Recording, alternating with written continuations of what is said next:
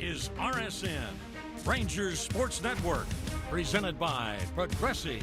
It is baseball time in Texas. Oh my goodness, what a grab!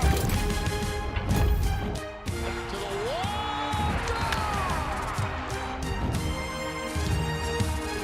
and the Rangers win it!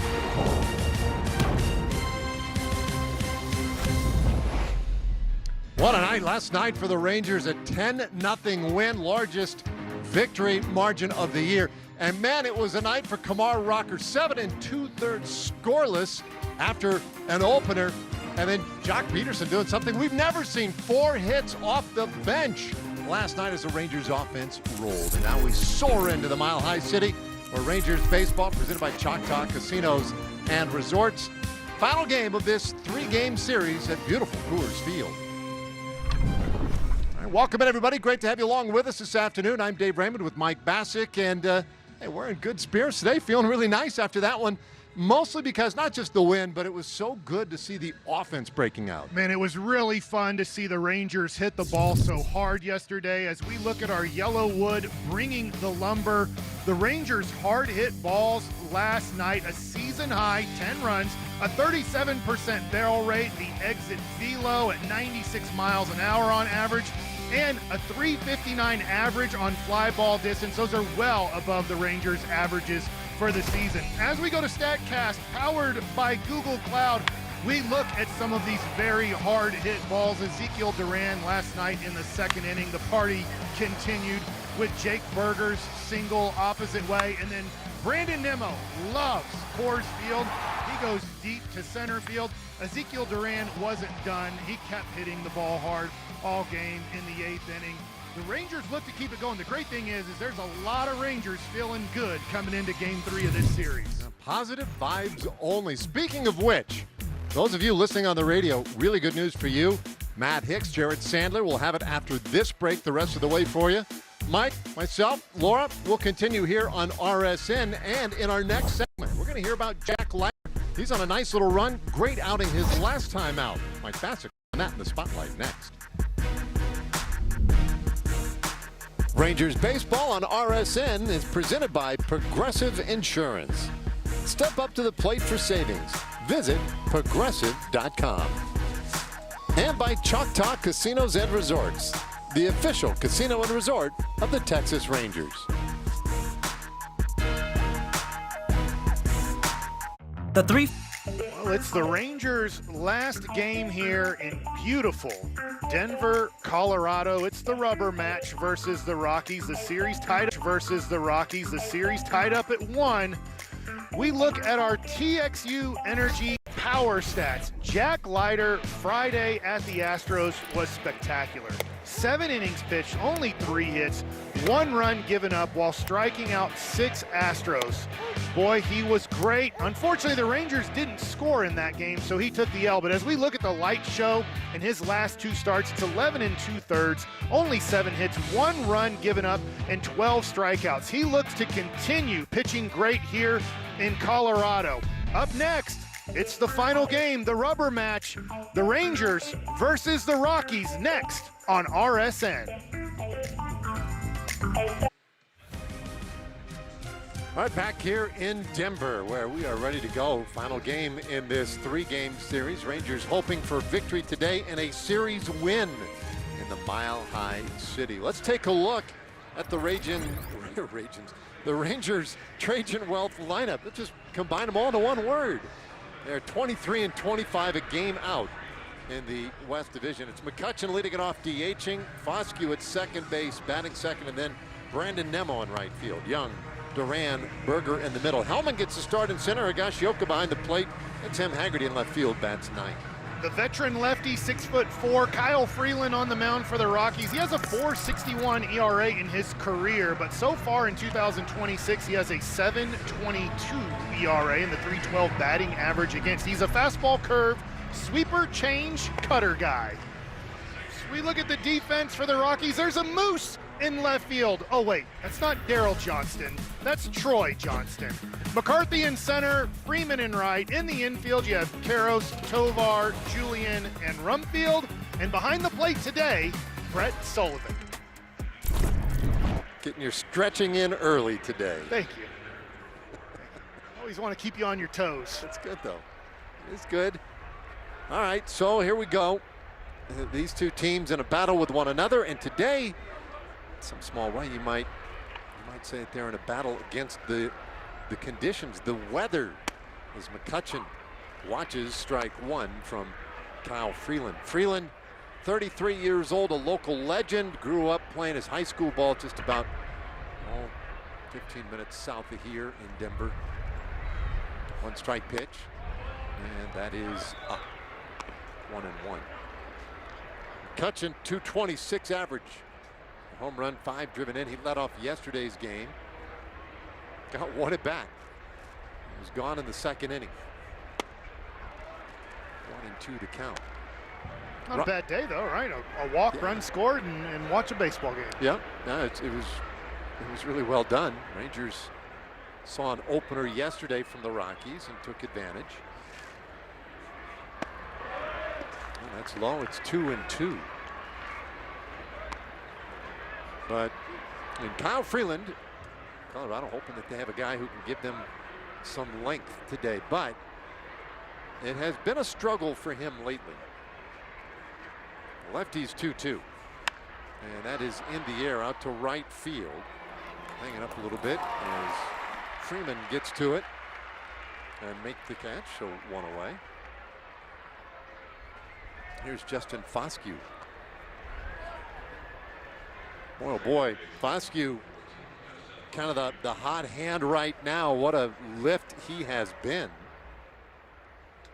Had a double yesterday along with the sacrifice fly, also walked. He's 6 for 18 on the road trip. We'll watch one up and out. I think the middle infield is hitting well on this road trip, huh? Yeah, just getting good production from Duran and Foscue, kind of stabilizing things there while the ball club works through some injuries. The 1-0, that's pulled foul. 1-1. Oh, come on. No glove. But good backup, by the way. Yeah. They got 3 of them down there. Not their first rodeo there in Denver. They've seen enough foul balls down that line. They know you've got to have depth. 1-1. Strike call. Foscue didn't love it, but it's behind 1-2. Yeah, this was, let's see if it catches the zone or not. Yeah, just barely.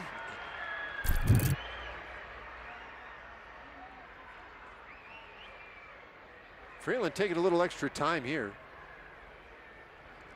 And now the 1-2. That is inside. I think Freeland thought he had strike 3, and he did. Okay, so he's right on the edges of the zone here early. Is 2-2 on the way, and Foscue lifts it down the right side. Long run for Freeman, and that one won't be playable. Well, might have been playable had he been shaded that way. Stays 2 balls and 2 strikes. Well, if you've been following this series, obviously the Rangers don't come here much every other year. Is a lot of outfield to cover for these outfielders. Largest in baseball. 2 2/3 acres of outfield out there. Green acres. A little extra fertilizer you figure over the course of a year. 2-2 pitch. There's a swing and a miss. And Foscue strikes out, 2 away.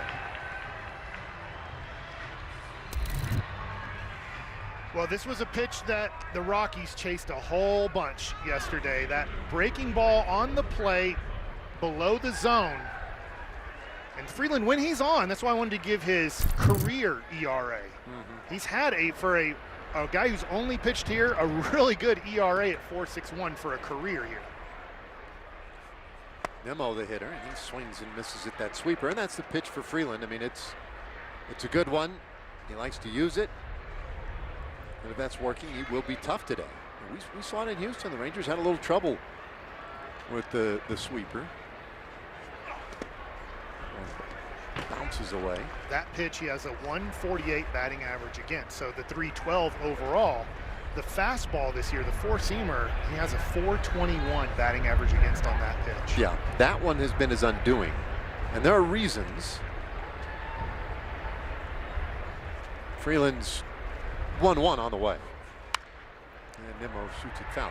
Freeland is just recently back off the injured list. He had to move out of the rotation for a bit with shoulder inflammation. And he's not been the same since. Velocity's down, and it's ticking down with each outing. And it's for all his pitches. And he does not have a big fastball, the 1-2. And that one is in the air. Out to right center field. And handled out there by McCarthy for the final out of the inning. So, Rangers can't do anything at their half. And now Jack Leiter hoping to just kind of stay pace with the rest of this Rangers staff when we come back. Restrictions apply. All right, scoreless top of the first inning for the Rangers lineup. And so Jack Leiter out to the mound.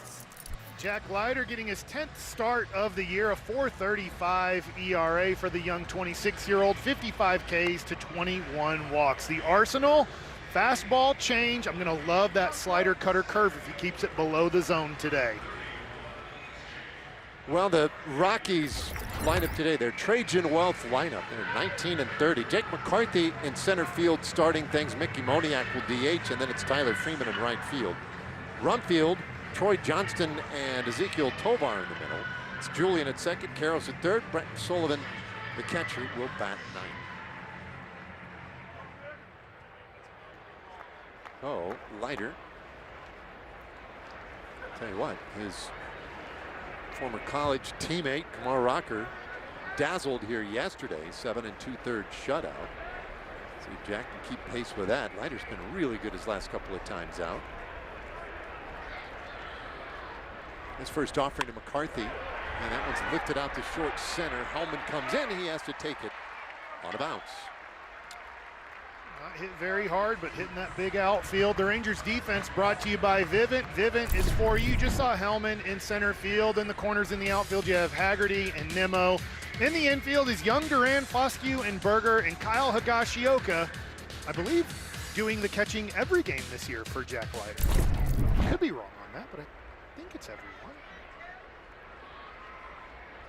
Well, it's been a good pairing as Mickey Moniak takes one down low. Moniak, a dangerous hitter. 12 home runs, 28 RBIs this year.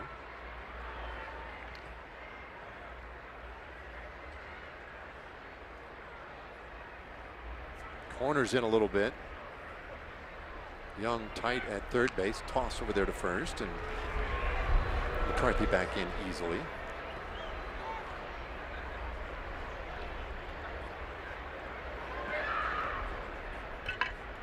So the lead man on for Colorado, and this is very much an offense-friendly ballpark. Runner going, and there's a high fly ball, center field. Hellman came in, now drifts back and makes the catch. One away. Watching McCarthy at first, boy, does he have happy feet. Now, you can't pick a whole bunch of times. He was running on this one, and he got a good jump.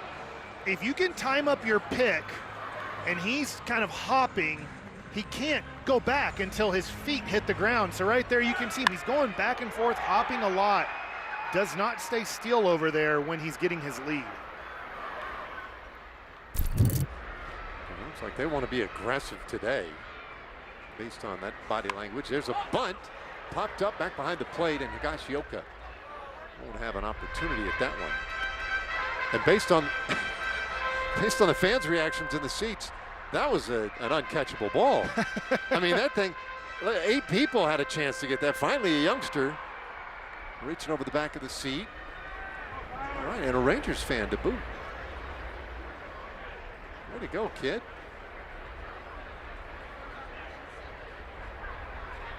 And they're going again. A swing and a miss. Throw down to second and not in time. McCarthy with his 9th steal of the year.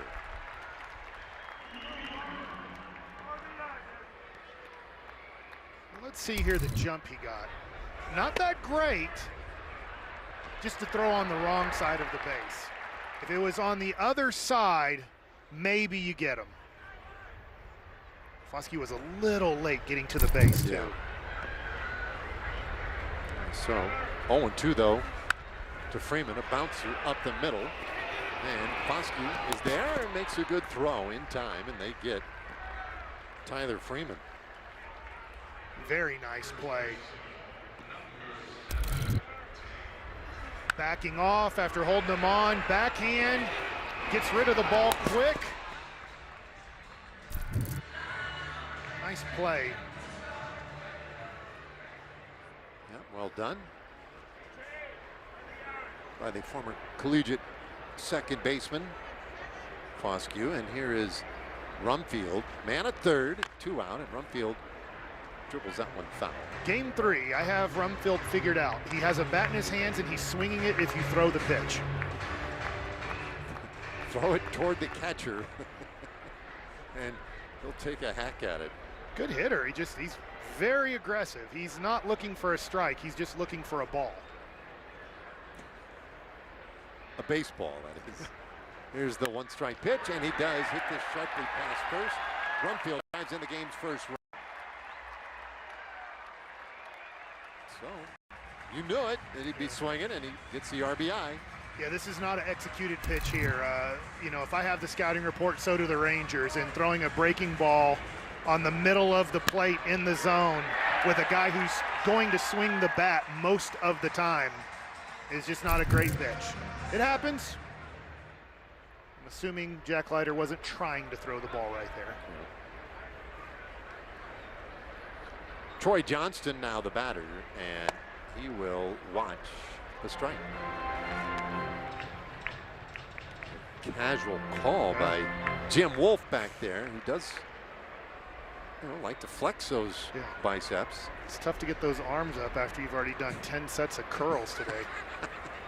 It's the Ed Hockley of Major League umpires. Jim Wolf. No hair on those arms either. Let me tell you something, brother. I got the balls and strikes back here. Yes, he does. He eats his vitamins. A 1-strike pitch, and there's a swing and a miss. 0-2.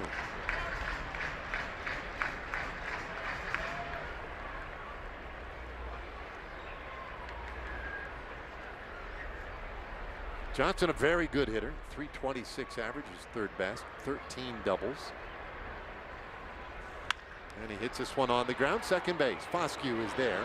Looks for the routine put out, and the inning is done. The Rockies get the first run of the ball game, however. We'll go to the second inning, and when we come back, Josh Young leads it off. Ezekiel Duran and Jake Berger to follow.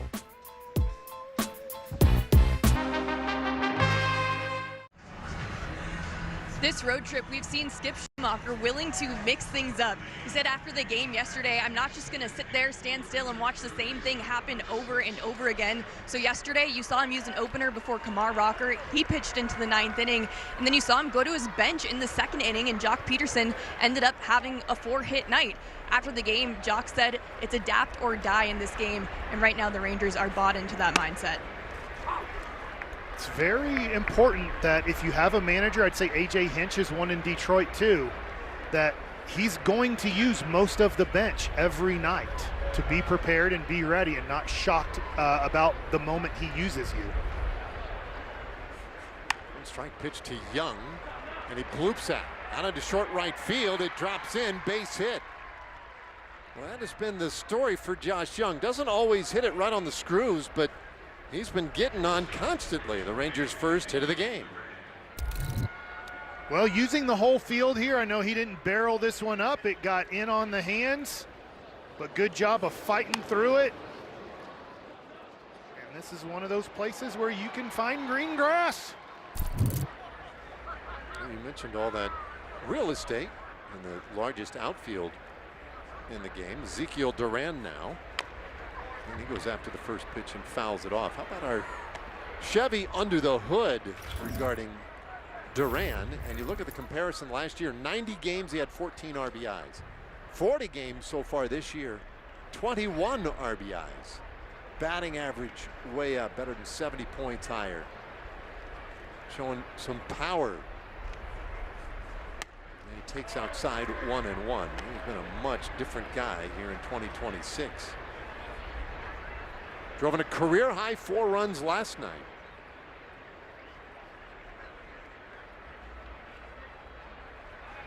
Quick throw over there to first base. Young back in there, the old gunslinger move. You don't see that too much. Remember as a kid, the first one I ever saw do that was Carlos Perez with the Expos.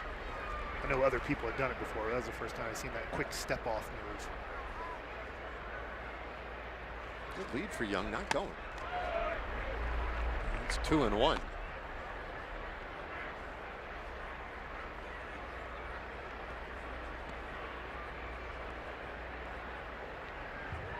Another smallish crowd. It is chilly again today. Not quite as cold as it's been the past 2 nights.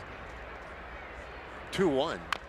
Yeah, that's pulled foul. I mentioned earlier at the very top of the show that these teams battling one another, but also they're competing with the elements today because all the reports are a little dire this morning about whether or not we'd be able to get through this afternoon with all the rain apparently building right nearby and on the way to the ballpark. 2-2. Freeland misses. So we'll see. We did see head groundskeeper out there with the crew between innings talking things over. So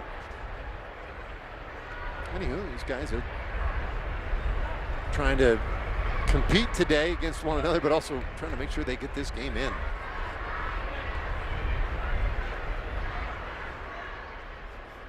There's something brewing out there. 3-2 pitch. And good job by Duran to keep the at-bat going.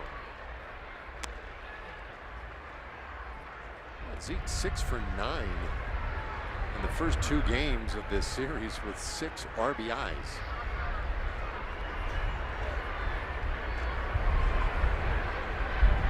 You see a 7th pitch in this at bat from Freeland, and not before.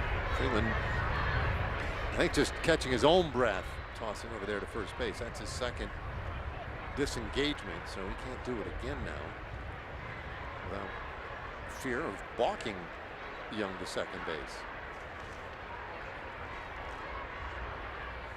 Pitch on the way, and a swing and a miss. He gets his 2nd strikeout of the afternoon. Goes with the cutter, starts off the plate, works back towards the middle, and beats Zeke here.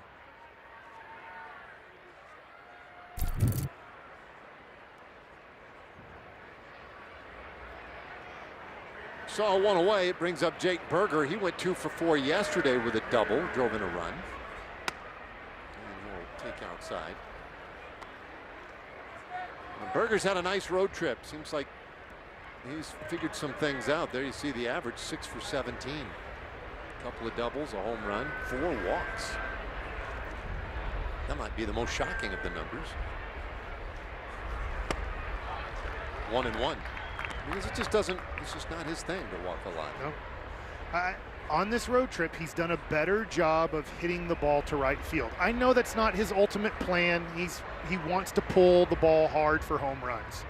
But boy, every once in a while doing that will get you a pitch inside that you can pull. Well, he chops this one down to third base. Carroll's to second for the 1 out, on to first in time for the double play. 5-4-3 as they go all the way around the horn. And we've played 1.5 in Denver this afternoon. 1-0 Rockies. Lead Auto Care. Our Choctaw Casinos and Resorts game within the game as the Rangers pitching staff the last 10 games, a 2.17 ERA, 172 batting average against, and a whip just under 1. 4 shutouts, 7 shutouts this season, leads all of baseball. Impressive to me, Dave, is Houston and Colorado, 5 of those 10 games. Oh, that's interesting. Oh, yeah. And what I'm saying is those are hitters' parks. Yeah. So sometimes, hey, you have a pitcher's park at home, but half of those games have been at hitters' parks. Yeah. Especially, obviously, last night, right? I mean, in this ballpark, it just doesn't happen all that often. As Leiter goes to work. Ball one on Ezekiel Tovar. And he's high with that one, 2-0. Rockies got a run in the first inning off Leiter.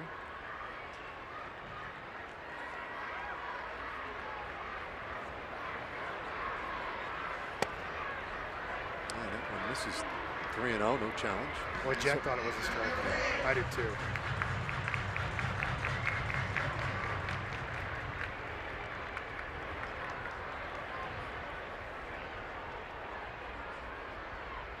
There's a 3-0. And there's a strike.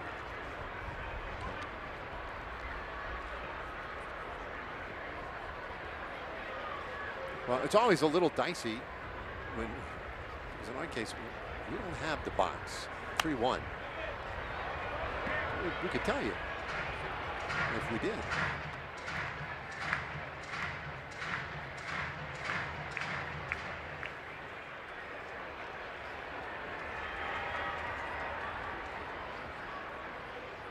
Next pitch, there's a swing and a miss.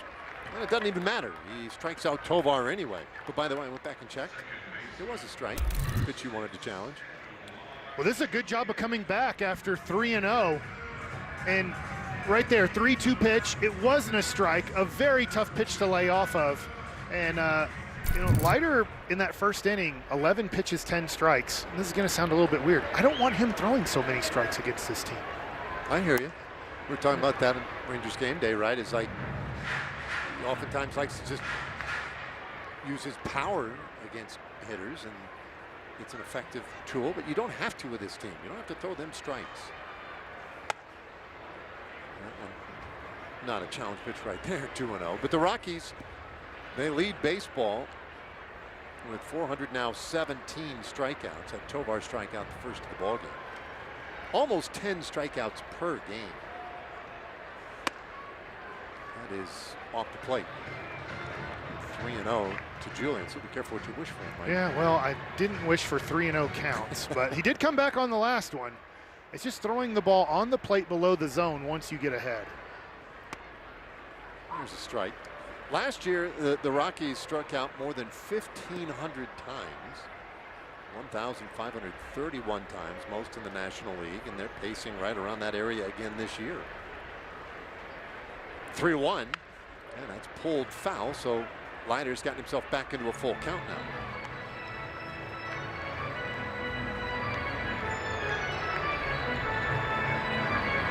Jack seeing a steady diet of left-handed hitters in this one. 6 of the 9 Rockies in the lineup are lefties. The payoff, and that's fouled over to the left side. Julian, a Canadian from Quebec City, French-speaking city in Canada. Really cool little town, actually. It's a 3-2 on the way, and he swings and misses, and Leiter strikes him out after falling behind 3-0. All right, going with the Nolan Ryan approach here this inning. Yeah. I'm going to get all my strikeouts, but I'm going to work from behind in the count. It's working out so far. I'd love to see strike one here, but I don't want to throw a get-me-over pitch because the Rockies are ready to swing as hard as they can first pitch. You throw a breaking ball here below the zone, you probably get a swing and miss. Talk, you're giving me mixed messages. There's a first pitch, just a little low for a ball. Good miss, though, right? That's where I wanted it, and I'll give Karros credit. He was unlike a Rocky this year. He laid off that pitch. Just 23 years old. He hasn't learned to swing at everything yet. Here he fouls that one off, and the count 1-1.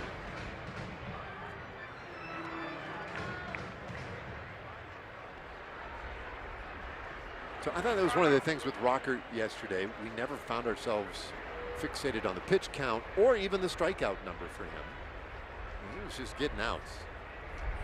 He was close enough to the zone to get swings, but never close enough really to get squared up. Here's the 1-1. And that's a strike. That's the inside corner on Karros.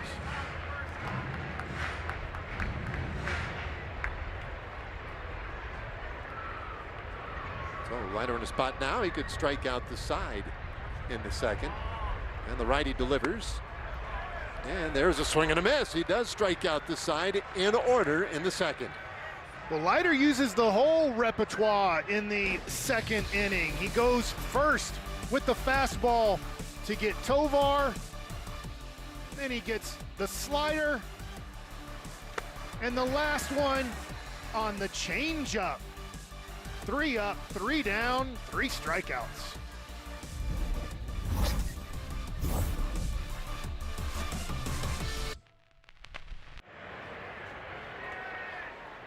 All right, back here at Coors Field, and the Rangers, look at the 6 through 9 hitters so far in this series. They are really doing a great job with an OPS nearly 1,000, driving in runs. Hellman batting 7th this afternoon, and he takes ball 1.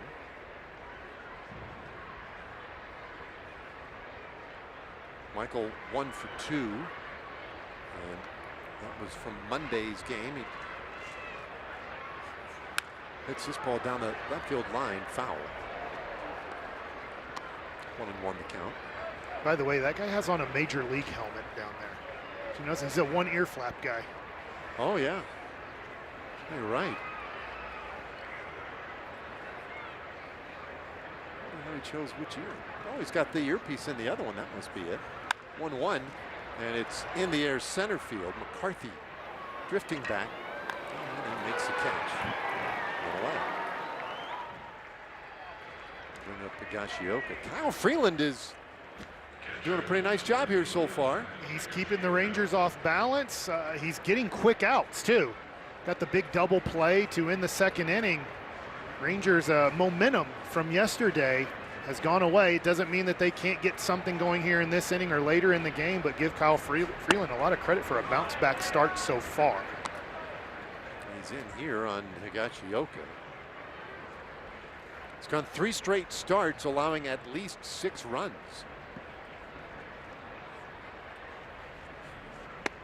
And Higgy swings and misses. 1-1. Freeland's long career here. He was a first-round pick in 2014. 8th selection overall that year. Anyway, his long career in Denver marked by, among other things, just good command. He does not walk a lot of guys. Bouncer shortstop, Tovar, takes the breadbasket and has plenty of time to get Higgy. 2 gone.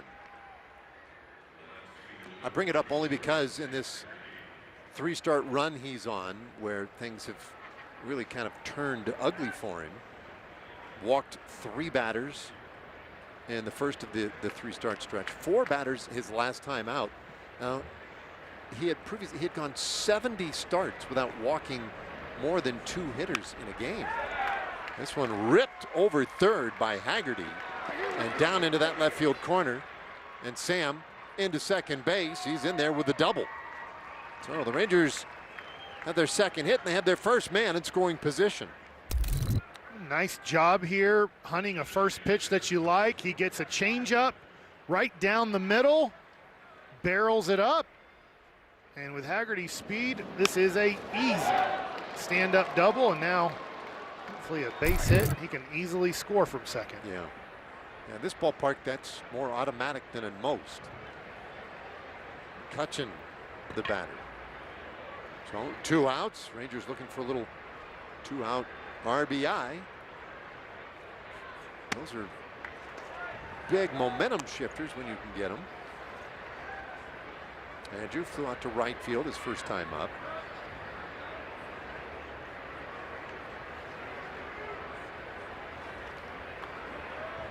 He's always enjoyed hitting against the Rockies. And he takes a strike. 1-1. He's a lifetime 300 hitter against Colorado with 19 home runs and an OPS over 900.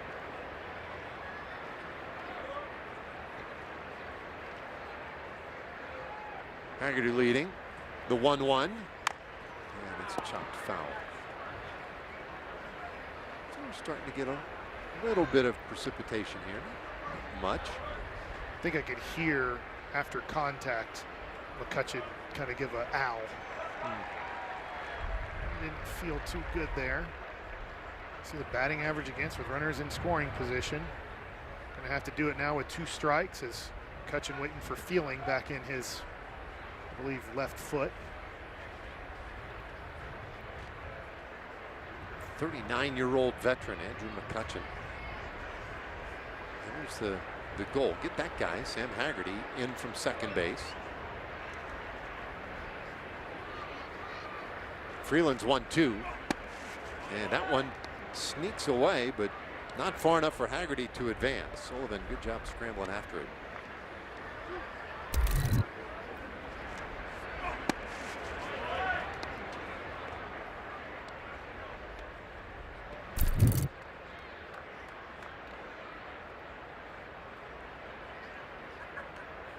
Rangers trying to apply a little pressure here. McCutcheon takes low. So full count. He's so good at this. Career by just incredible plate discipline. To go with the great hit tool we talk about all the time. Former National League MVP. 3-2. And that's ball 4. He'll take the walk. So the Rangers now have a couple of base runners with Foscue coming up. Well, that deserves a bat flip. These were 2 pitches that could easily be swung at on the 2-2 pitch, a breaking ball that stays in the zone most of the way taken. And then this one cuts across the plate. Ooh, and that one did catch the corner. Yeah. So good take and luckily no challenge. And a hard bat flip. I love it. So Foscue now. Chance to do maybe a little more damage. It's a great series. And he'll take outside. So Freeland's first walk of the game. Right after we were discussing the fact that that has been one of the little changes for him since coming back off the injured list. 1-0. It's downstairs, ball 2. Okay, Foscue loves fastballs up in the zone, so I'm assuming that's where he's looking for this pitch. If you don't get it, you take it and move on to the next one. Advantage hitter. Foscue homered here Monday. It's up empty on the curveball. 2-1. It's a good pitch, but also as a hitter, that you know, the best hitters, those plate discipline right there, they're not going to swing at that pitch on 2-0.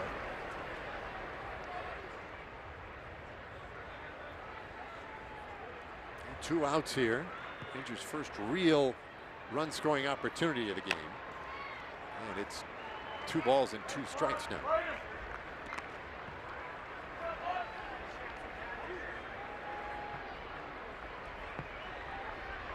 So Freeland, the former first rounder from 2014, against Foscue. First round selection in 2020 by the Rangers. 14th selection overall that year. 2-2 pitch and a good breaking ball right in there. Strike 3 called. So Foscue goes down looking. Freeland gets into a little bit of trouble, but gets out of it. And we head to the bottom of the 3rd inning. Out here on the Front Range in Denver, Colorado. 1-0.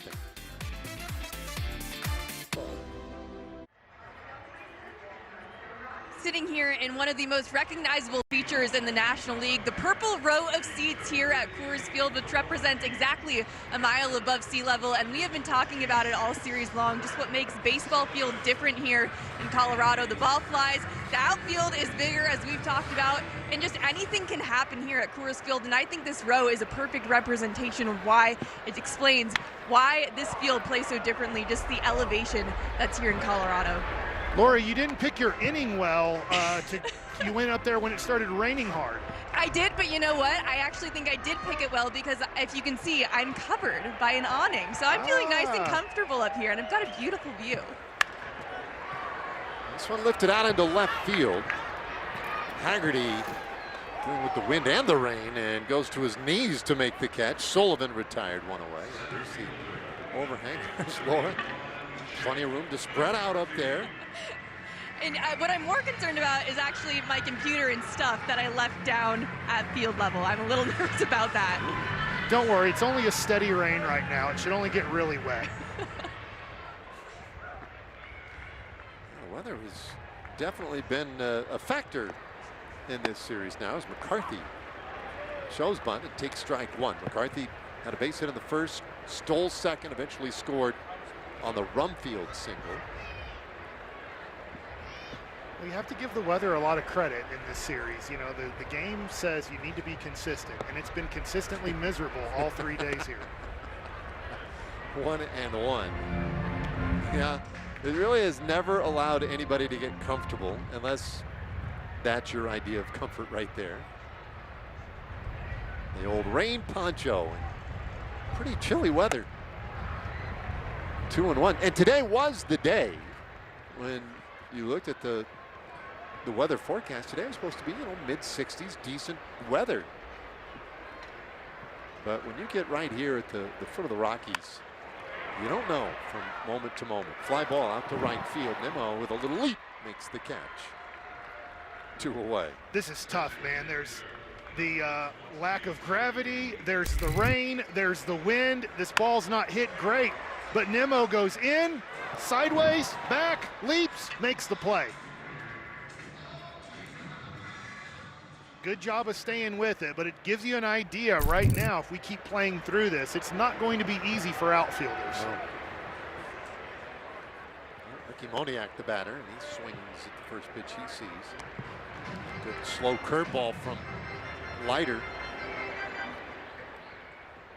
Moniak flew out to center field in the first. He's 0 for 1. And hits this ball pretty well out to right center. Nimmo was deep, has the angle, makes the catch. A 1-2-3 third inning for Jack Leiter. Nicely done. Rain coming down here in Colorado. As we go to the 4th inning, Leiter keeping the Rangers in it. It's 1-0. Globe Life. Make tomorrow better. 1-0 Rockies as we head to the 4th inning, and that Silver Boot series we just finished up in Houston heads to our place in Arlington, presented by TXU Energy. Globe Life Field beginning next Monday. Get your tickets at Rangers.com. Looking forward to that one. Hopefully the Rangers can get a little revenge after the weekend series in Houston where they dropped 2 out of 3. Final game in this series in Denver. And now, what's going on here? His bat. Nimmo needed a little extra sticky. You know, I was talking to Beeks and Gray, and they were telling me yesterday before the game what was tough about game 1 was you don't have time to really rub up the ball and make sure it's good. Obviously, they don't let you use any sticky stuff. And the rosin bags are so wet that the rosin can't help you at all in between pitches. Freeland up top with a fastball there, 89 miles per hour. And, you know, the last couple of nights, temperatures in the low 40s, high 30s. A lot of rain. Who wants to grab that? Got a bag of rosin back there just collecting the moisture and the cold. Yeah. That's no fun.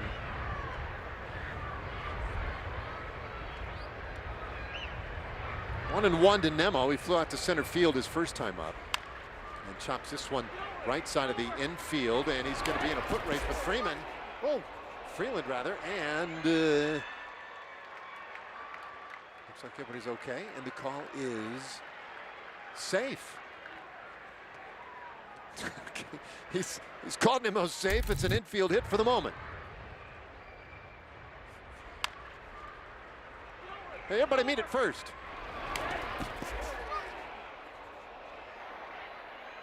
Colorado is challenging the safe call at first base. Yeah, and they're going to get that one overturned. Yep. That will be a 3-1 put out. Well, you're trying to make a play on 2 guys running as fast as they can, and then a 6'4", 220-pound man hits you as you're trying to make the final call. Boy, credit to Alex McKay, by the way, as in the middle of the collision, falling backward, Freeland's holding on to him, and he's trying to signal safe. Right arm going out to his side. But that is going to be the first down of the inning. Once they get word back, as Alan Porter on the right. He is the crew chief getting word. Watch McKay, though. Watch this. There's the collision, and he's still working. He's like, hang on, I got a job to do. He's safe. And that is close.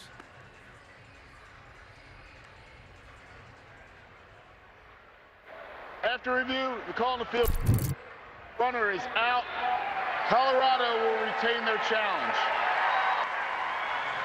And so good challenge by the Rockies.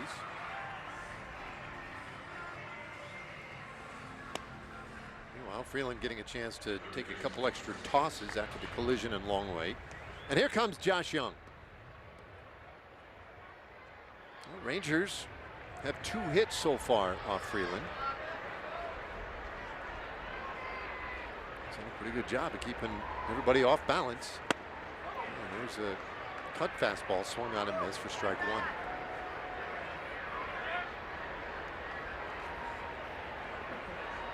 Rangers have scored 24 runs on 33 hits over the last 3 days. So the offense, I mean, that's pretty good. You're feeling great. Whereas the previous 20 games, they had averaged just 2.8 runs per game. Yeah, there you see it. Averaging 8 runs here lately. But today could be one of those where they've got to work a little bit to scratch out some runs.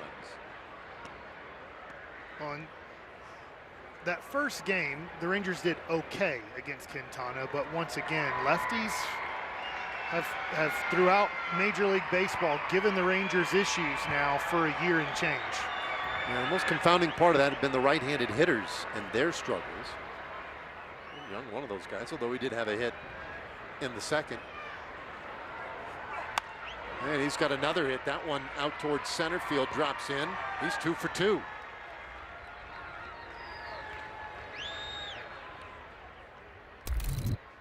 Well, he's got one to right field. Now he's got one to right center field. Boy, just a great job of staying balanced, letting the ball travel against a guy like Freeland, who's throwing his fastball today around 88 to 91 miles an hour. Stay back. The fastball's not going to beat you with velocity, and then you can handle the off-speed pitches. Young is on for Duran, and he takes high. Ball 1. We're seeing something this afternoon that we have not seen this entire series. The sun is starting to poke out off to the left. Bouncer, foul. 1-1. White puffy clouds and hints of sunshine sneaking through. This makes my eyes hurt. Yeah, we've had beautiful scenics, and I was like, man, where's that place where the sun's at? Durant struck out in the second inning in the 1-1. There's a swing, and that ball's pounded deep out to left field. It's gone! That was a rocket to left field. Low slung, 4th of the year for Duran, and the Rangers have their first lead today. It's 2-1.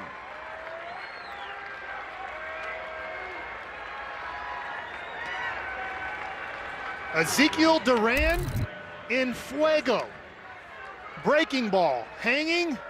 Zeke banging. And Young and Duran jogging around the bases. It's a beautiful thing. What a year for Ezekiel Duran. Here's Berger, and he'll take low on the breaking ball. So his hot bat staying hot. 9 hits on this road trip, 8 RBIs on this trip. All of them in this series. Chopper, foul. 1-1.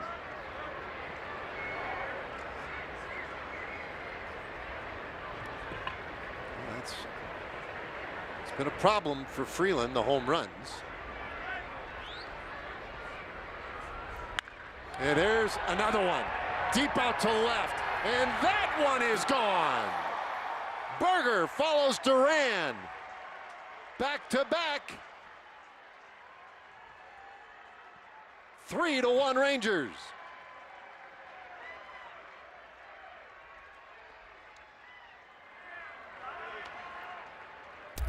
What a great sign for Jake Berger here. Bottom of the zone, 85 miles an hour, goes down and gets it, crushes it. I don't care if it's Coors Field or whatever field you're at, that's a home run. Crushed. And the second he made contact, you knew where that one was going to end up. And now a bunt, third base side. Karros charges in and makes the throw. That's a nice play by Karros as they get Hellman for the second out of the inning. Good try. Love the idea. Here's the bunt, lays it down pretty well. Probably just wanted it a little bit softer off the end of the bat so it didn't carry to Karros so far. But to your point, Karros made a nice job, came in, got rid of the ball quickly. He was anticipating, though. He was creeping in even as the pitch was delivered. So the element of surprise after back-to-back homers wasn't really there, at least as far as it concerns Karros. Duran and Berger. A couple of big flies, and the Rangers back in the driver's seat here. Here's Higashioka. And he swings and misses. Last night, the Rangers' season highs in runs, hits, extra base hits, hits with runners in scoring position.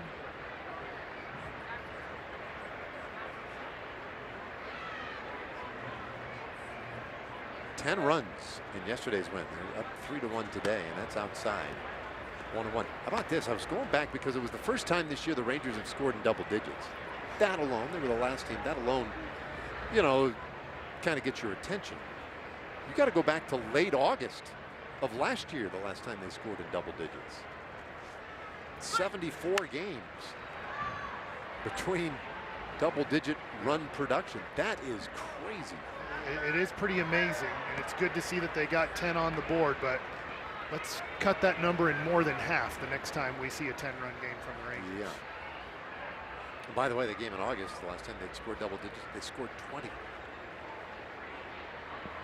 Here's the 1-2. And a swing and a high pop-up left side of the infield. Karros is there, and the inning is done. But the sun came out in the fourth inning. Sun's out, guns out. Duran powers a two-run shot. Berger hit it even a little further, a solo blast. It's 3-1 Rangers. For this day. 3-1 Rockies, thanks to shortstop Ezekiel Duran. First baseman Jake Berger. Back-to-back bombs give the Rangers the lead, and now it's Jack Leiter's job to hold it. I love it. You know, it all basically coincides with the sun coming out. And it was kind of a slow start to the ball game, but we're getting all the sunshine, that rain dissipating, and the Rangers swinging the bats. 10 runs yesterday, 2 homers last inning. And now Leiter's job, make that stand up maybe. 3, 4, and 5 hitters. And the righty's first pitch. There's a strike. Tyler Freeman, he grounded out in the first, 0 for 1.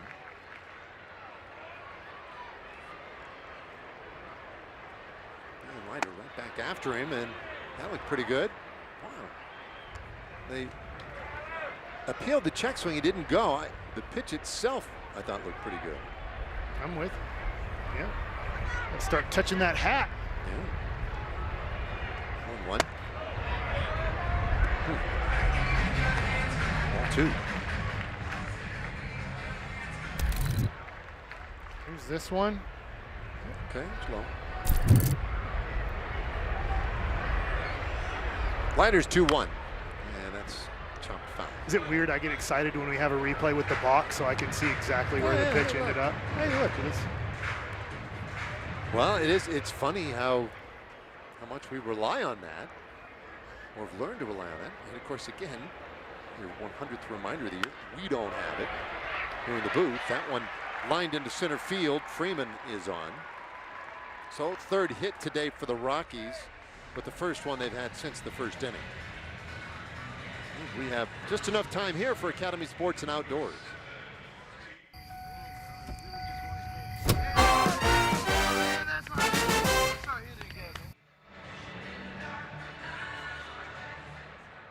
So lead man on in the fourth inning, and Rumfield, the batter now for Colorado.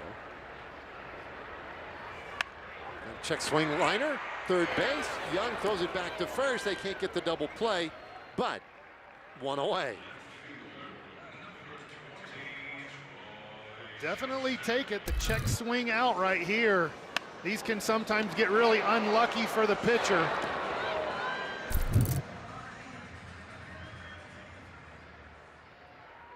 You give Ragsdale credit there, saying, hey, if he does check swing, he's going to hit it right here.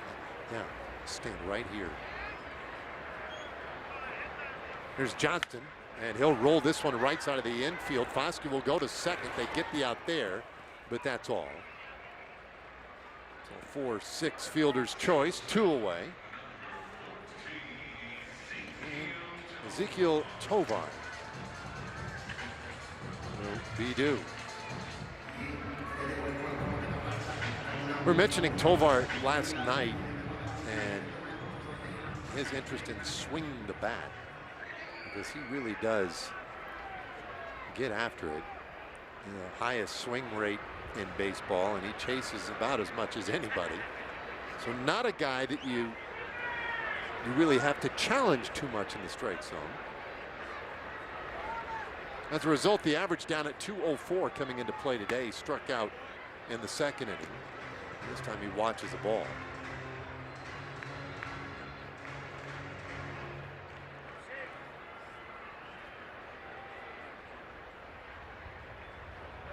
Johnson with a modest lead. He hops all over the place over there.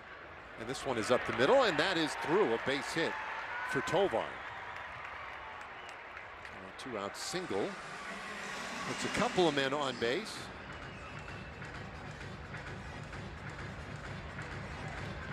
Brings up Edward Julian.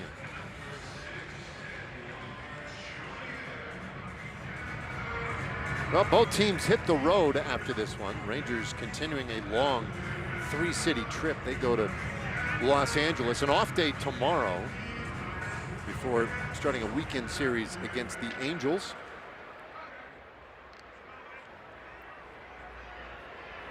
Angels, I want to say, let me just double check real quickly. They have the worst record. Nope. Yeah, the worst record in baseball, actually, and comfortably, as Julian takes ball 1. 2 games worse than these Rockies, right? Yeah. And the largest negative run differential in baseball as well. Been outscored by 67 runs coming into play today. So it has been a struggle again for the Angels. Well, there you go. Those are the bottom teams, and the bottom 3, or as appears on your screen, the top 3. That's been this road trip for the Rangers. Outside, 3-0 to Julian. Didn't he go 3-0 on Julian last time and then struck him out? Yep. I don't like that approach, but let's see what happens here. I'm sure he has the green light here. You need to make a good pitch here, 3-0. Taking the whole way. Gets that high strike call. I just thought with the runner in scoring position, 2 outs. I don't know. He might have had the green light and just himself decided on taking. Leiter delivers again, and that is in a similar spot, but call the ball. Okay. A little bit high. So the bases are now loaded. 2-out single followed by a 5-pitch walk, and it brings up Kyle Karros. It also gets Jordan Teagues out of the dugout. Big momentum shift right now in this game. Rangers took it over big time with the back-to-back homers, putting 3 on the board to start the 4th inning. Right here, you can feel a little bit of a shift, but if Leiter can get out of this situation, it almost builds a little bit more. After we just showed the records, more doubt in a team that lost 119 last year. They're off to a rough start again this year. You get out of this bases loaded situation and don't give up any runs, confidence level in the Rockies dugout ain't going to be very high the rest of this game. You're right. You're right. They got a run in the 1st inning, but looking at easily their best opportunity of the afternoon right here. Johnston at 3rd, Tovar at 2nd, Julian at 1st. Here's Karros. Conversation done between Teagues and Leiter. And that is outside.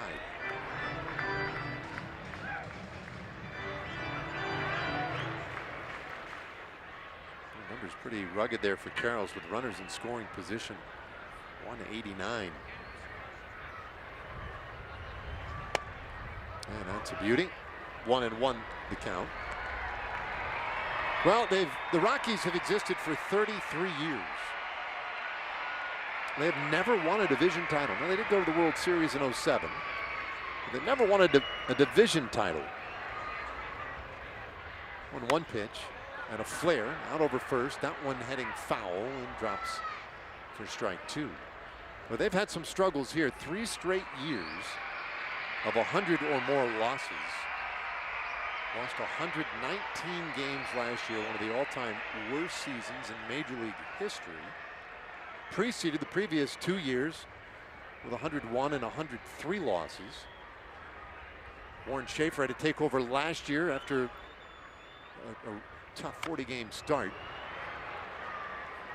Bouncer goes foul, stays 1-2. The Rockies, they've had to shake things up. You see, they're in a tough division too. 11 out already.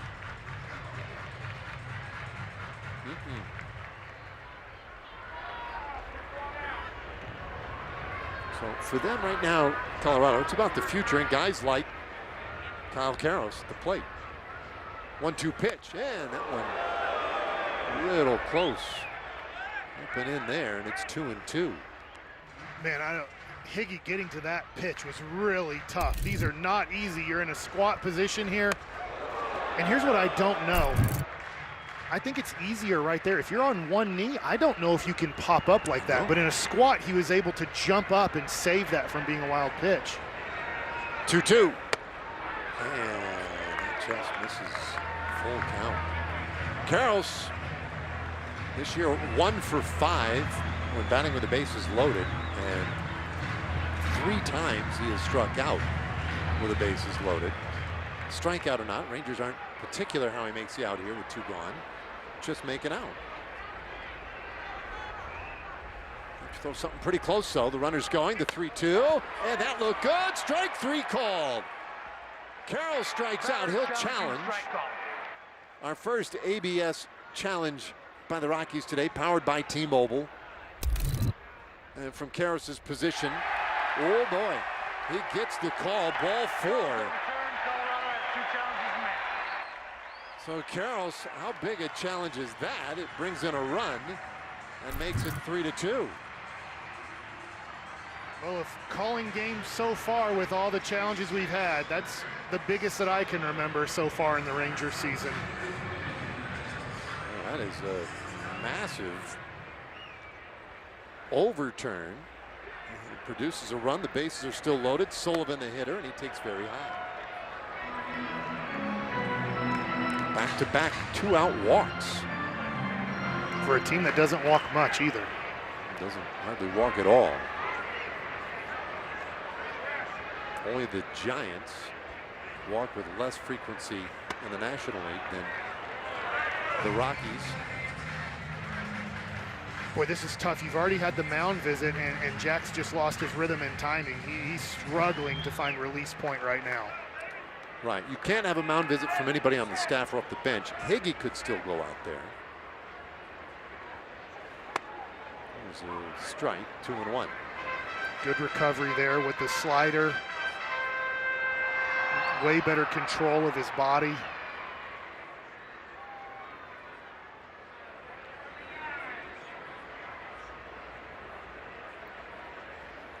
2-1. That's fouled back. Very late swing.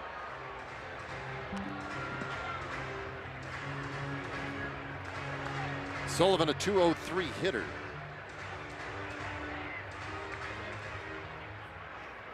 Today getting a chance behind the plate. And a big opportunity currently at the plate. Here's the pitch, and there's a swing and another foul ball.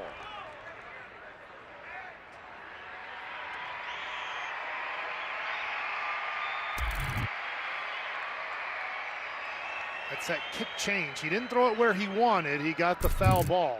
That one's supposed to go down and away more, or at least down, not in. All right, another 2-2 offering, and that's hooked down the line, just foul.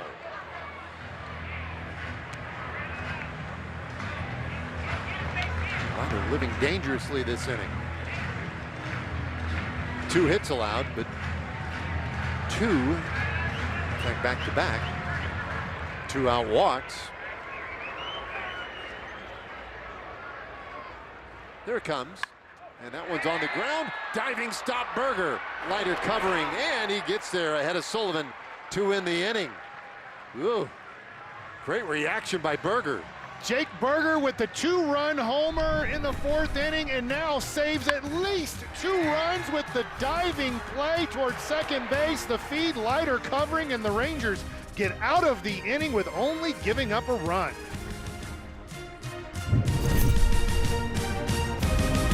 And I approve this message.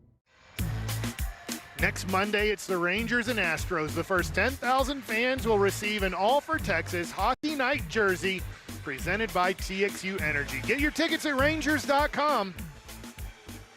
We need you out there, Ranger fans. Tell you what, these Ranger fans in Colorado done a tremendous job cheering on their team. Got a great standing O the other day on the road. Who was it? Rocker, when he's coming off the mound in the 9th inning with 2 outs, every Ranger fan that was here was standing up, giving him a standing ovation. It was awesome. Yeah, it was really cool to see. I mean, not a ton of folks, but it was great to see him, kind of embracing the moment. And even though it wasn't a home game, right? Your guy just finished a really, really impressive outing, and they showed him some love. And now looks like a little pitch calm work. What's going on? Or a magic trick. This could be fun. Well, that would be fun. Yeah. Pull a rabbit out of the hat. Yeah. Watch this. Abracadabra. Oh. Pulled the earpiece out. Okay. I saw Jim Wolf signal something up to the press box. I just don't know exactly what that was. Haggerty steps in now. Okay, we're ready to go. Freeland out for his 5th inning today. And Haggerty hammers that one, but just foul.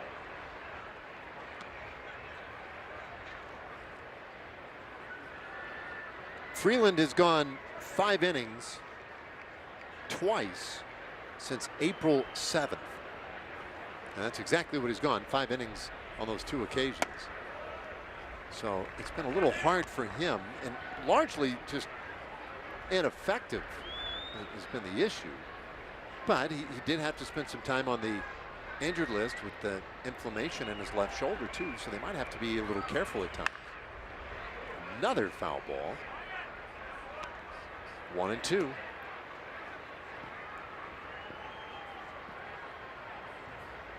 Well, Haggerty had the double in the 3rd inning.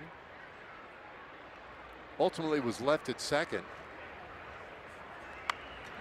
Shoots that foul the other way. Sam hasn't gotten a ton of starts this year. Today, one of the few. 2 for 4 in his career against Freeland. He strikes out here. And he's the first out in this 5th inning. Give us a moment here for Globe Life. I do think about my family's future. That's what I trust Globe Life. They've been helping families for more than 125 years. Globe Life. Make tomorrow better. One away. Top of the order now is McCutcheon in there. Freeland's first pitch stands him upright. McCutcheon getting a start for a second day in a row. He's had a lot of experience against Freeland. 10 for 34 against him with a couple of home runs. He takes a strike, 1-1.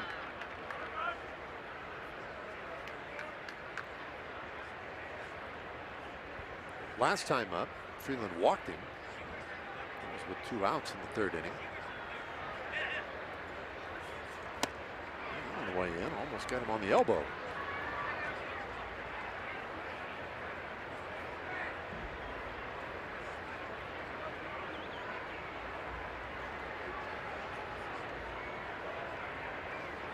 Long look in. It's 2-2. Mentioned that the Rockies have been here for 33 years. And it is one of those things that kind of will catch you a little off guard when you start talking about the oldest ballparks in the National League. And it's probably a layup for most folks. They'll be like, yeah, Wrigley Field. 1914, that is the oldest. Bouncer down to 3rd base. Carroll's pretty comfy down there, makes the play. There are 2 gone. So yeah, Wrigley Field, the oldest National League ballpark. Dodger Stadium, the 2nd oldest ballpark in the National League. That one's always a good trivia question because that'll get people. Dodger Stadium back in 1962. And then the 3rd oldest park in the National League right here, 1995. It's amazing. It is. An expansion team. You know, you gotta think of, for our age at least, if you're in your 40s or older, you think of the Rockies as an expansion team, and here they have one of the oldest, and they don't need a new stadium. This is a beautiful stadium. This thing has done really well. Foscue takes a strike on the inside corner, 1-1. 2 gone. Nobody on base here in the 5th. Freeland trying to get through 5 innings, and he runs that one inside. We had a shot there a moment ago, the rooftop bar out in right center. There you go. And they'll hang along that rail up there, and then right below it, Smashburger from end to end. They're hanging off that rail. Especially pregame, that's the hot spot. Bouncer down to 3rd base. That one crosses up Carroll's. May have taken a bad hop on him. And Foscue is on. A 2-out base hit. Boy, this is going to be interesting to see on replay. The last hop here. Yeah. Just shot back to left field. Right back to the shortstop. Last hop. No.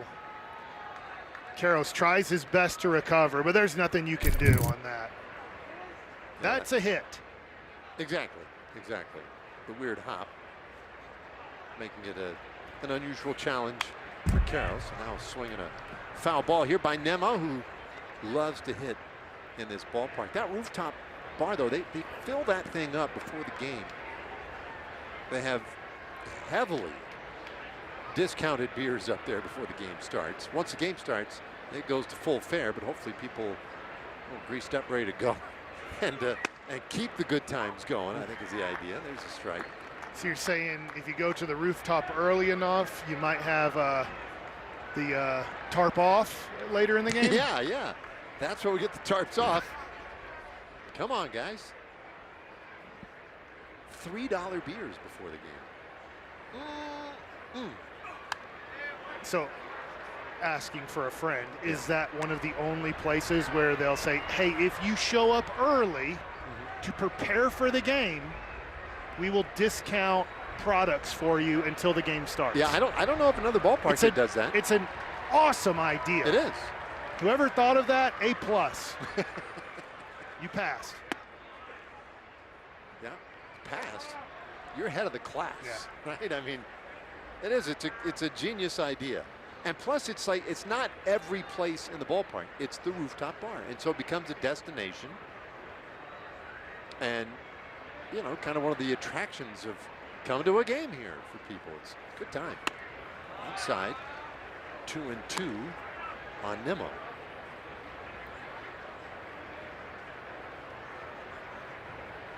Foscue over at first base, and doesn't appear to be any threat to be moving anytime soon. You want Nimmo to drive the ball. He had a great day yesterday. 2-2. And it's in the air, foul, and that one will end up a souvenir.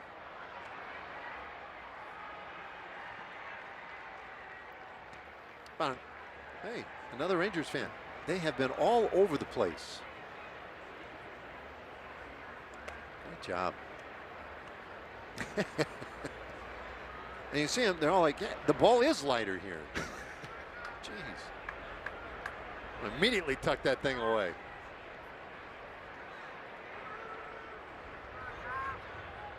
Two to Nimmo. And he shoots that up the middle. That's a base hit.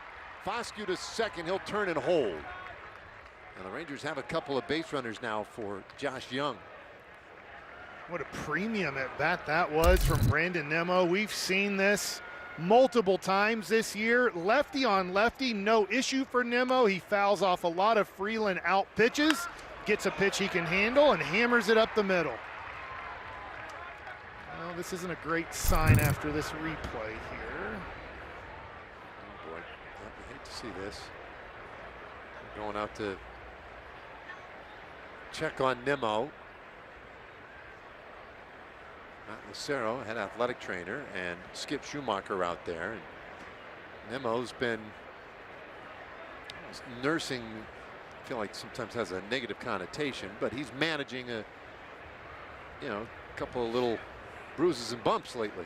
I don't know if anything happened there, but you remember it was a foot race with Freeland, his last at bat, and I don't know if it was that where he was sprinting as hard as he could. He's coming off and he's not running easily. Something's up. All right, so he's done, and Osuna will take over for him on the bases. Let's see again if we can see something here. Nothing obvious to us, at least to me. You see anything there? No, he's like, okay, I got a hit. I know it. I can't really go anywhere. Foscue's in front of me. I just wonder, that sprint to first base where he reached for first base against Freeland, if there was something there. And he's like, I'm going to fight through it. Maybe it'll feel better as the game progresses. Great at bat. But getting out of the box there, he probably, I'm assuming, told the trainers in between innings, hey, something is up a little bit, but I feel like I can play through it. And now they said, okay, enough's enough. We have an off day tomorrow. Yeah, that's a good point too. And I wonder too, we talk a lot about recovery when you're in Denver, for pitchers especially.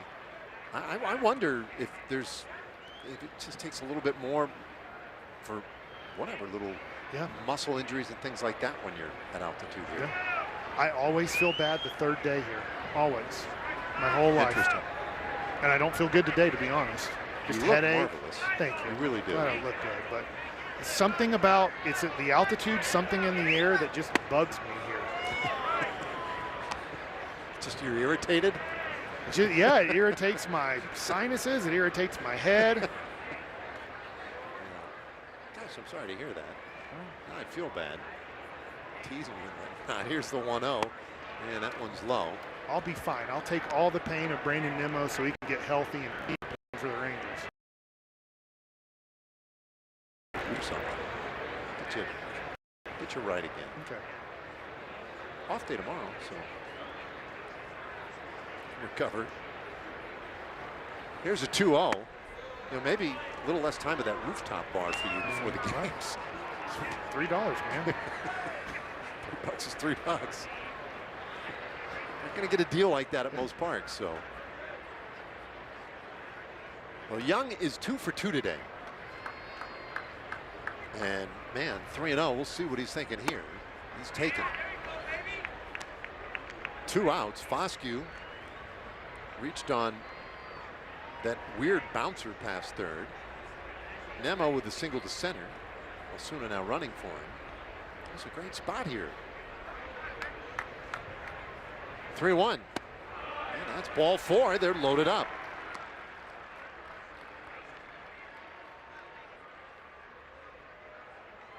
So, Rangers building an inning, and the Rockies have seen enough.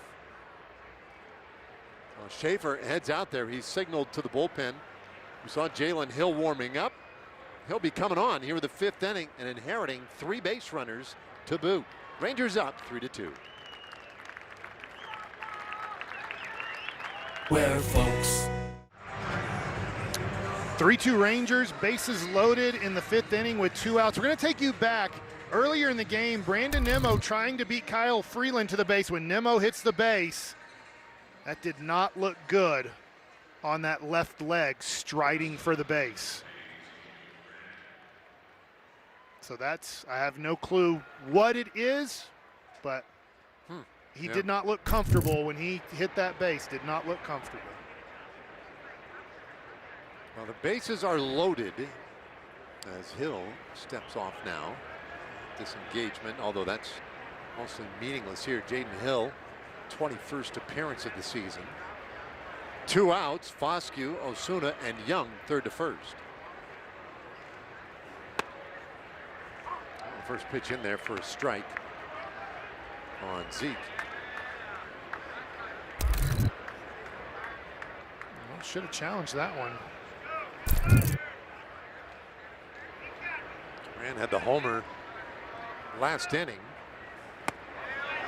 And it's quickly 0-2. Well, remember it was last Tuesday.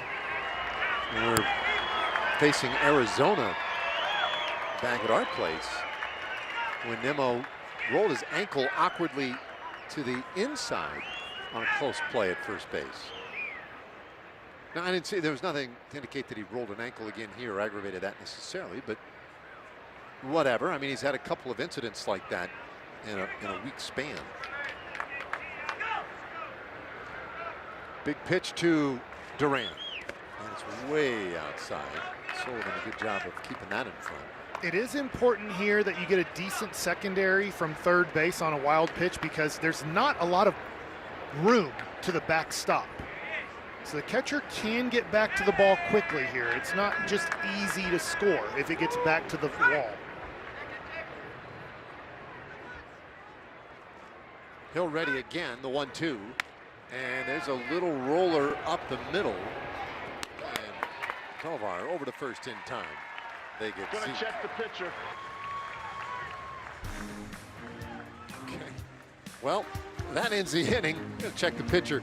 Rangers strand 3. We're halfway to the house here today. It's 3-2. I could.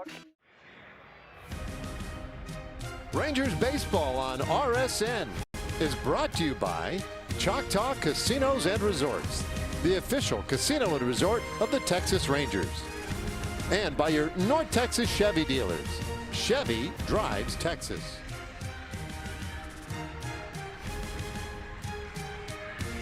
Oh, the beautiful foliage out there, the pine trees and whatnot, the evergreens.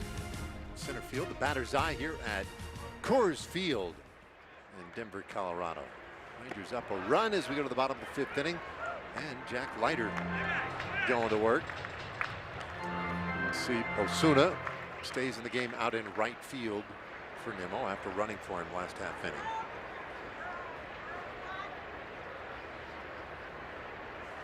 And it's fouled straight down.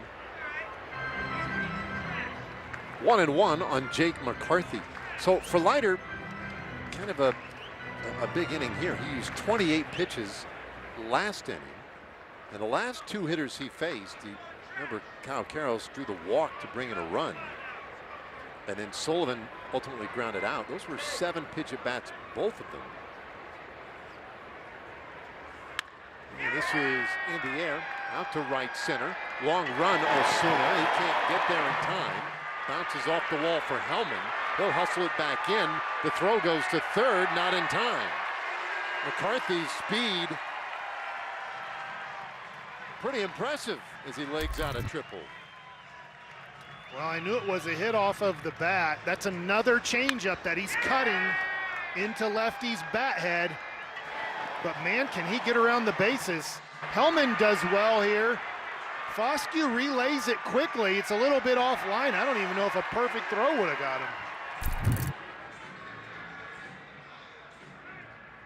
Changeup has to stop cutting.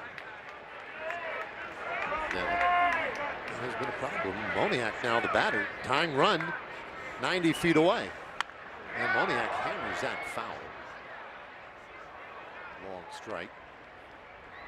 So Leiter had thrown 36 total pitches in the first 3 innings, but then 28 last inning. And again, we talk a lot about the altitude here and how it affects guys, not just the movement of the ball or the carry on a ball in the air, but also it can take the wind out of you a little bit. As Moniak pops this one foul back out of play. 0-2. Did get a pretty good rest from the last inning with a pitching change. The Rangers didn't score, but it was a long inning on the other side.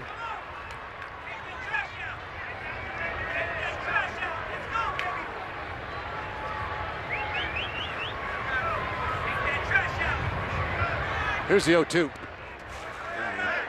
buried. So they did announce over the intercom system here that Nemo was taken out of the game with right hamstring tightness.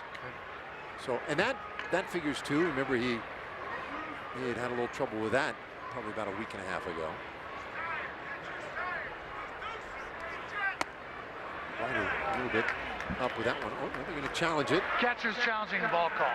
So Higgy says, hang on a second. I think that was pretty good. And we have an ABS challenge here. Let's see. Oh, yeah. Good idea, Goal is Higgy. overturned. Texas has 2 challenges remaining. So that's strike 3. Moniak is a strikeout victim, 1 away. I'll tell you what, man, Jim Wolf, he smiles a lot. He's having a good time umpiring a baseball game. No, he's chatting up the managers between innings and grounds crew, everybody. Yeah, he's a man about town. Infield in, and here's Freeman. He takes strike 1. Freeman today, 1 for 2. He's grounded out and singled to center. Keeps checking down there at third base, see if maybe they would put a play on with McCarthy. Great speed. Freeman kind of a speedster too, and he takes high. 1-1.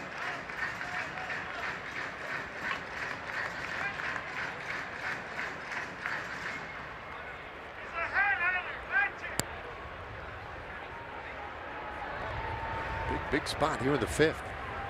1-1 pitch. And that's fouled away.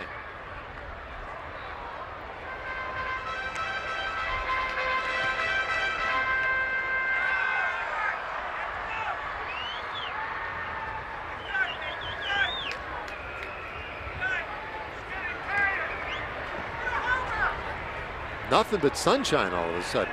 Getting that gorgeous weather we were promised. 1-2 pitch. Man, that looked good. Strike 3 called. Freeman was challenged it, honestly, before the strike call was signaled by Wolf. Batter is challenging the strike call. So Jim Wolf lets us know it is another ABS challenge, this one by Freeman. It's not a good challenge. Goal's overturned. Colorado has 2 challenges remaining. That gets me every single time, right? Every time. That's what he wanted, was the ball call. I guess I keep looking at it through the lens of the Rangers. Anyway, this one on the ground, up the middle, and that's a base hit. Freeman is on. He gets McCarthy to the plate, and it's a new game. 3-3. Well, that's the benefit of the triple and having the infield in. This ball hit 98 miles an hour. If Foscue's back, he had to play in, but if he's back, he might be able to get a glove on this, and probably it's an out. But playing infield in, it ends up being a hit. So Rumfield, the hitter, and ball in the dirt. picked up by Higgy, throws it out there to second, and a great play by Duran to rescue that one from going into center. Freeman advances on the wild pitch. Nice play by Zeke.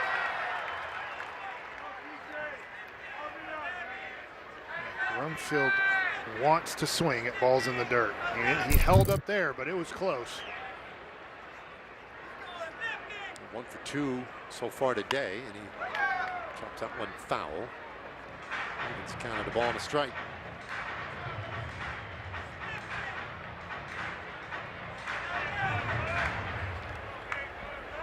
A single run in the first, and then single runs in the fourth and fifth innings for the Rockies. They've scored 3 runs on 6 hits.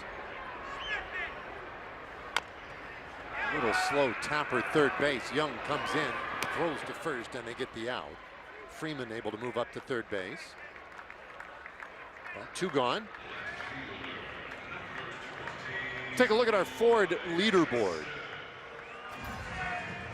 Look at guys who have had success against right-handed pitching. Now Johnson is 0 for 2 today, but those are pretty big numbers. 362 average against righties, best in baseball. Interesting list. Right. I mean, I don't know if that would be. I'm wondering how many of those 4 you would even guess. Well, there's a soft liner into center, and Johnston gets another hit against a righty. That one puts the Rockies back in front. A 2-out RBI single.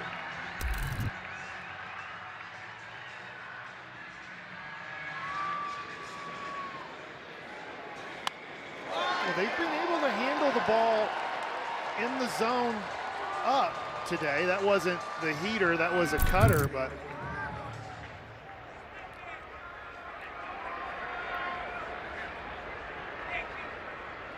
Triple and 2 singles this inning for the Rockies, and have we taken the lead 4 to 3 as Tovar watches a strike.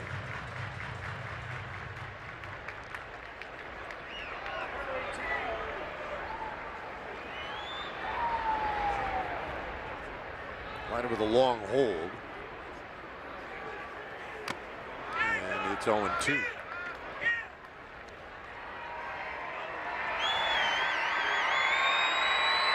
Just battling here today with these Rockies. Jack has not been as sharp as he was his last couple starts.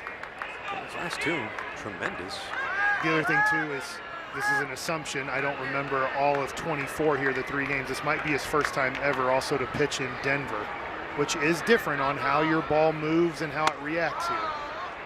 There's strike 3 called. He gets Tovar looking and gets through the 5th inning, but the Rockies played a couple, and now they have the lead. It's 4 to 3 to the 6th inning. For Texas. Our Baylor Scott and White Health Game Diagnosis takes us back to the 4th inning. Ezekiel Duran got the Rangers on the board with a 2-run homer, and then Jake Berger back-to-back follows it up. Gives the Rangers their 3rd run of the game. It was a 3-1 lead at that time. Now it's 4-3 Rockets. Back and forth we've been going here today. Hopefully there's more backs or more fourths, whatever it is. I don't know which one the Rangers have had. Berger is leading it off here in the 6th inning against Jaden Hill, and that one is outside, ball 1. Berger, Hellman, Higashioka. Still a ways to go in this ball game.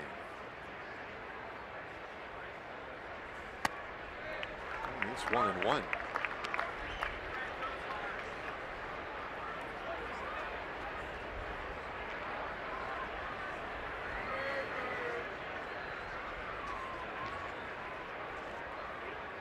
He'll get the final out last inning. Ooh, he gets to chase a fastball there. Strike 2.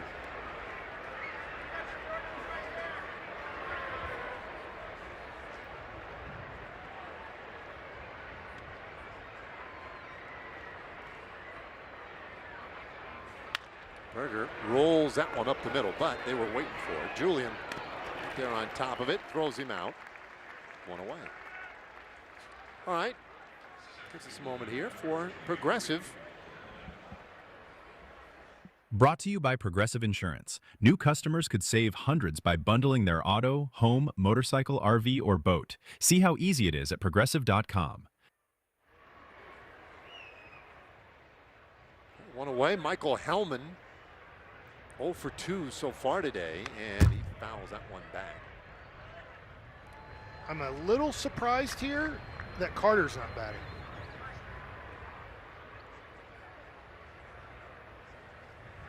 Yeah, I mean, that's kind of an interesting point. The Rangers do have some guys on the bench ready that they could use. Carter obviously slide right into center field as well.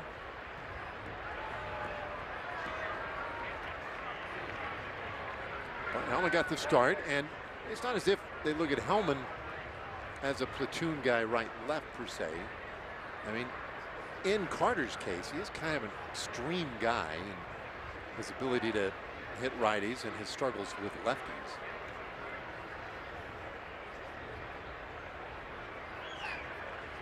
Oh, 2, and Hellman got underneath it, a pop up near first base. Rumfield looking up at the sunshine and makes the catch.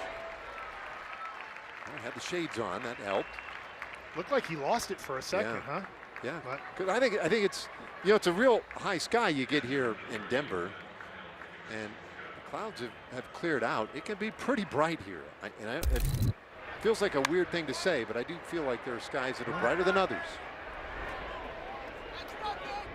maybe he saw it the whole way. Easy play, but just one of his reactions for 1 second made me think he might have lost it. But I tell you what, this Hill guy, he has kind of a short arm action. I wonder, he just looks like a guy it might be tough to pick up his release point. Let's watch his arm action here. Strike pitch, and that one's lined out over third. That's a base hit, rolling out into that left field corner.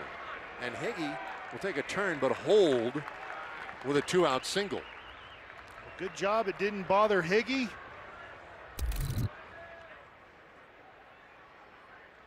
Hill with the breaking ball cutter right there, about 89 miles an hour down the middle, and he gets it into that corner, but really nice play there to cut that ball off and hold it to a single by Johnston. Now a little conversation out on the mound as Sullivan heads out there to talk things over ahead of Evan Carter, announced as a pinch hitter for Haggerty. That's why I'm not the manager. Skip Schumacher had a plan on when he was going to use Carter in this inning, and here it is.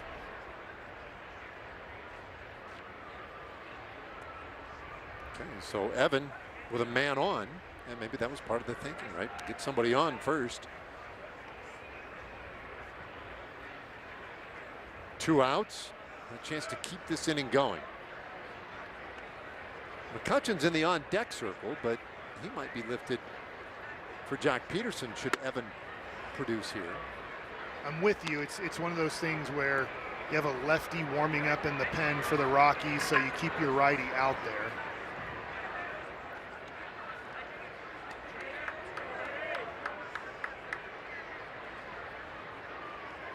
Hill's 1-0.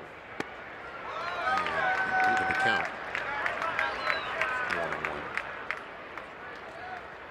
Two lefties in their pen. Sam Peralta, who we saw yesterday as the opener, and Bernardino, who's the man warming.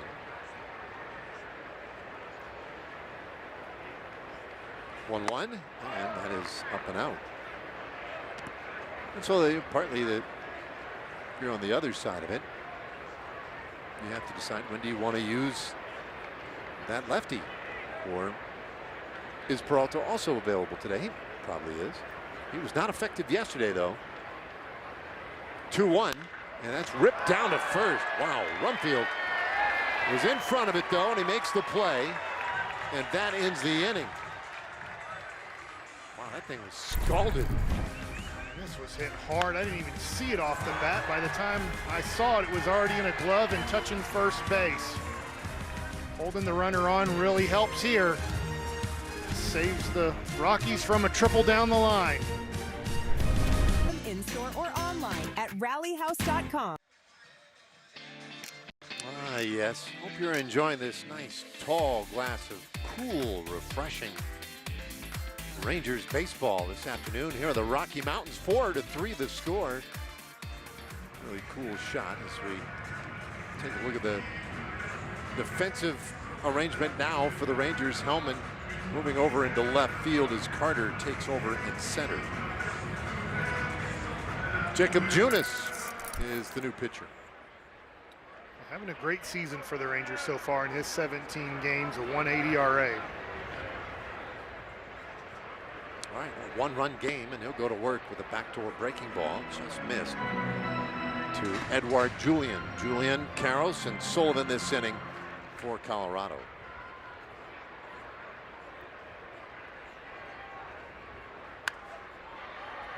That's in the air, foul. 1-1 to count. Well, the Rangers dropped 2 out of 3 in Houston to really a struggling Astros team. Bouncer up the middle here, backhanded stop. He makes the throw, 1 away. This was supposed to be a road trip, right? You 3 worst teams record-wise in baseball. With the Rangers, road is tough, but you were hoping right that they could get a little something going. So you drop 2 out of 3 in Houston, and they're in danger of doing the same thing here in Colorado now. It's tough. These are major league teams. Yes, the Astros and Rockies are off to bad starts. There's a good chance the Rockies get close to losing 100 games again, you know, at the end of the year after 162. But you still have to play well. You have to play defense well, which the Rangers struggled tremendously at in game 1 of this series. You have to pitch the ball well, and you have to hit the ball well. If you don't do 2 out of those 3 things well, it kind of doesn't matter who you're playing. You're probably going to lose that major league game. It is funny. There's a strike, 2-1. You'll look at records and you'll say, like, well, these 2 teams, they're not even on the same planet in terms of record. And I'm not saying in this particular matchup, but you take, let's say, just the Rockies and the Yankees. Yeah. You say, well, that's not even a contest. But if the Yankees have a day where they just don't play good defense, or they make a lot of base running mistakes, whatever the case, they'll lose. It's just the way it goes. These teams, they all have the ability. It's a high fly ball down the right field line, and that one is caught in foul ground by Osuna. Oh, that's a real nice play. Yeah, the best teams in baseball are still going to have to deal with most likely 60 losses on their record. They're going to not just come from the other really good teams they play. They're going to have losses against teams that end up only winning 60 games on the year. But those really bad teams usually, not counting the Rockies last year, win about 60 games. And they're not just going to beat all the really bad teams that are with them. Right. Right. And that Rockies team, historically bad last year. They won 43 games. You would look in the box score every day and you'd see what was going on there. And think, wow. It's hard for me to figure out how they're going to win another game, but they won 43 times. A bouncer down to first, and Berger goes to the bag. Nice job by Jacob Junis. A 1-2-3, 6th inning. So we're toward the end now. 7th inning coming up, and it's a 1-run game. Liberty. Jock Peterson in to pinch hit again for Andrew McCutchen, and last night it was when Peterson set a franchise record with a 4-hit night off the bench. That record previously held by Rod Barajas, and Jock didn't actually know he broke Barajas' record until we informed him. And he told us, well, it feels even better now that I know that I took some joy from Hot Rod. But beyond that, Jock has been playing pretty well recently, and he agrees. He feels like he's made some strides recently and has done a good job at the top of the lineup amidst some injuries for the Rangers. Yeah, he's having a nice bounce back season. He's had a lot of quality at bats. He's found his way to first base a lot, and the Rangers need him to find a way on base right here. Yes, I do. Antonio Sensatella, the new pitcher, 31-year-old right-hander for Colorado. Freeland, Hill, and now Sensatella. And this one is popped straight up in the air. Left side of the infield. He's doing the butterfly stroke to it and makes the catch. Or was that the breaststroke? Butterfly is the other way. Yeah. Sensatella, his 14th appearance of the year. He's more of an Australian crawl guy, as I understand it. I don't know what that is. Is that a swim stroke? Yes. Okay. Foscue had a base hit his last time up, and he watches outside, ball one.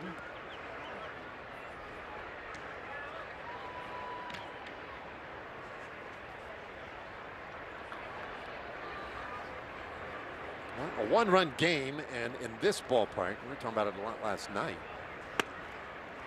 Skip Schumacher would tell you a four-run lead here isn't safe. And there's a lot of truth to that. Things can happen here in a hurry. And the Rangers are going to need that to be the case. And there's a line drive out toward center field, a base hit. Foscue has his second hit of the game. Man, what a breath of fresh air he's been. Making an impact, getting called up. Gets a pitch 92, top of the zone. That's where he likes to hit the ball hard. Where he likes it, hit it hard.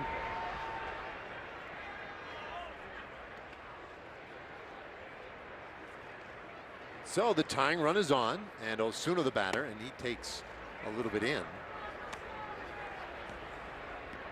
Alejandro came in a pinch run in the 5th inning, his first at bat of the ball game.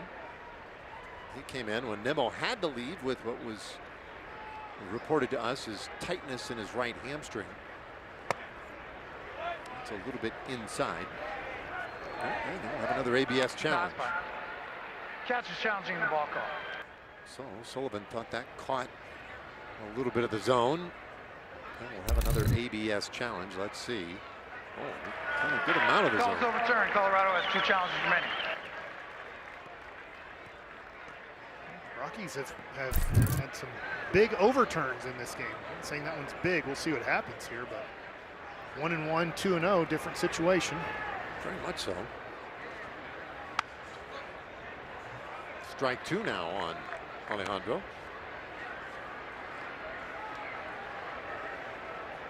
Osuna went 0 for 4 yesterday with a walk, just 2 hits so far on the road trip.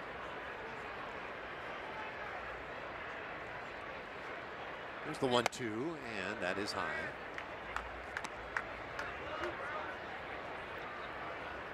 Well, the Rangers have done a lot of their best work offensively this year in the late innings. Rockies bullpen is not exactly a strength of theirs. 2-2, and that is popped up left side of the infield again. Karros is right there. 2 gone in the inning. And I know the stat is tracked. It's not the type of thing I go looking up very often. And something tells me if we went and looked, I would be wrong about this. But I feel like the Rangers have to have twice as many pop outs as any team in baseball. Okay. Does it mean it feels like they pop out a lot? And pop out, what you mean by an infield? Infield pop. Yeah. Yep. There's a hard ground ball up the middle. And that one fielded out there by Julian. He gets his sort of first in time, however, to get Young. The inning is over. Rangers leave a man. 7th inning stretch in Denver. It's a 4-3 game.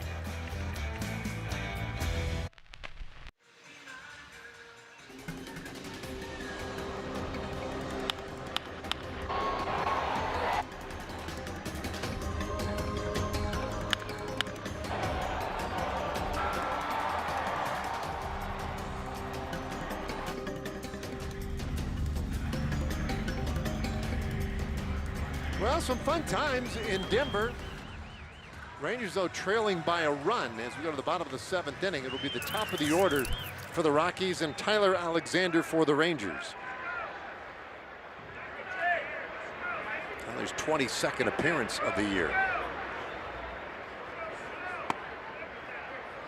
He delivers off the plate for a ball. Tyler was the opener yesterday, pitched a scoreless first inning. Given away to Kumar Rocker, who was outstanding. One right in there, and it's 1-1 on McCarthy. It's McCarthy, Moniak, and Freeman.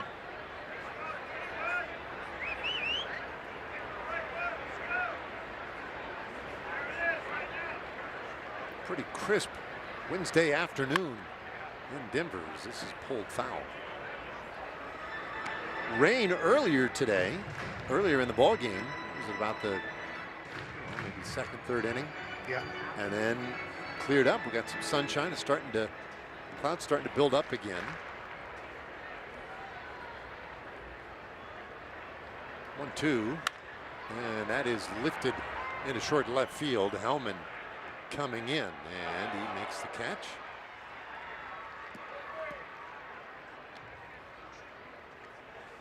So 1 away. Hunter Goodman will pinch hit here for Mickey Moniak.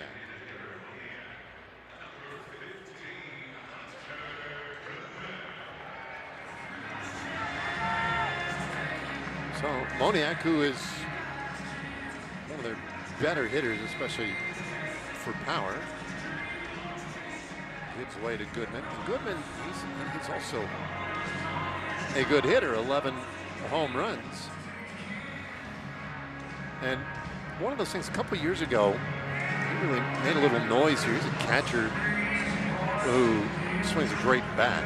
In 2024, he had 75 extra base hits.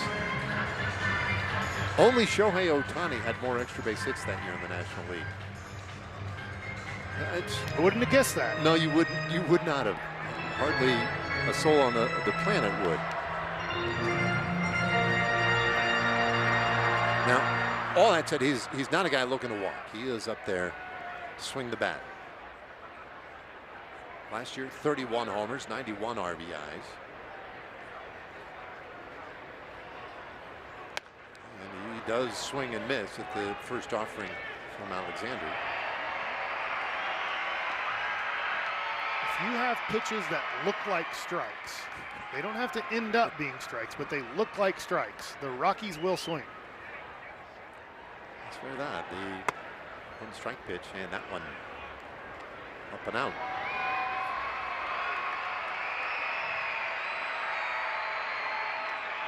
Scoreboard here, trying to get folks to make a little noise. Whoa.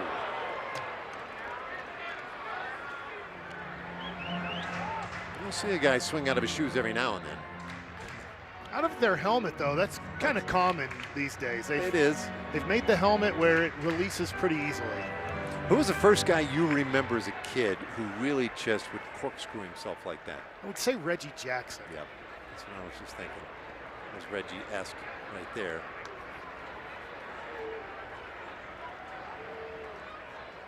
One-two, and a swing and a miss. Goodman carved up for the second out of the inning. Good changeup here. Keeps the ball off the plate. Looks enough like a strike to Goodman that he takes a swing at it, or a whiff at it. He definitely took a whiff at it. 2 out. Here is Freeman. And he'll watch one just a little bit wide.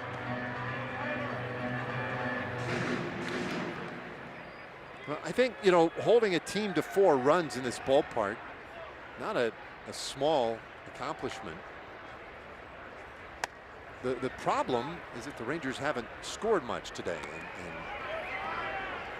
and that is a fairly common theme so far this season. Leiter, not going to tell anybody it was his best outing. Allowed 4 runs on 7 hits in 5 innings. Junis, really good last inning, and now Alexander trying to make it a scoreless 7. But unless the Rangers figure out a little something offensively, it's really not going to matter a whole lot. There's a strike, 3-1.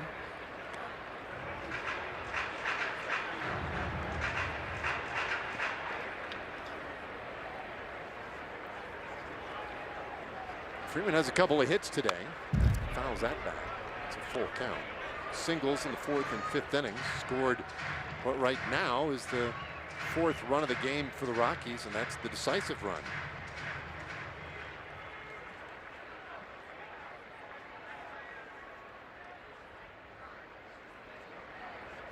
Three-two. And Alexander got him looking. And Freeman was headed straight back to the dugout. He knew it. A 1-2-3 7th inning for Tyler Alexander. Okay, speaking of the offense, here we go to the 8th. Ezekiel Duran will start it off. Jake Berger, those two have both homered, and then Michael Hellman are due.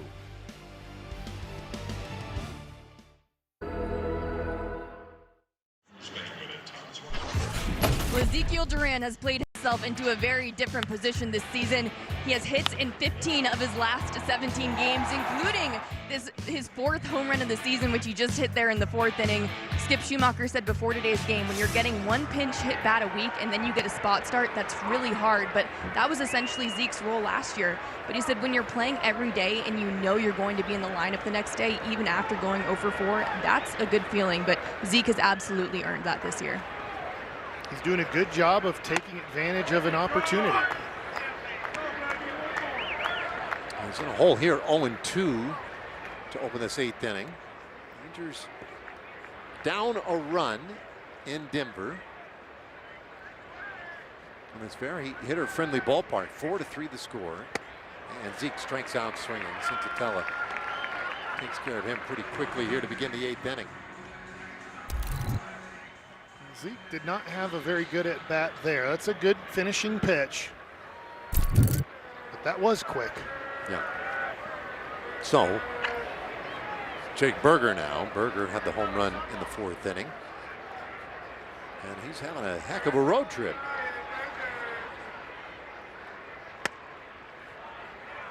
They play him quite deep in the outfield, which is how they play most hitters here.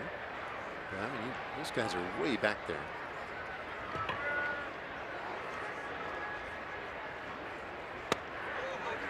There's a strike, 1-1 the count. Berger has also bounced into a double play and grounded out to second base today. A 1 for 3 afternoon for him. Getting pretty dark all of a sudden. Yeah, the crowd's really starting to bunch up and threaten. Bouncer back up the middle, off Cincinnati toward third. And the throw nowhere near in time from Karros. Surprised he offered a throw. Rangers have a man on. They're going to check on him. Looks like thought I hit him in the leg, but he was kind of moving his hand. Well, I wrist. thought it hit the glove. I thought he. Yeah, it did. You're right. Or wrist. My God. Yeah. Just above the glove. The heel of the hand or the wrist. Hard to say. It's moving so quickly there.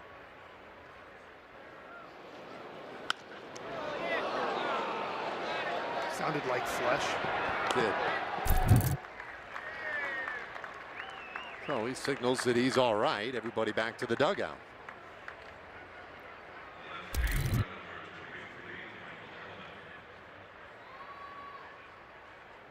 It looks like the wrist area didn't catch the glove. A little blocked off by his own body there.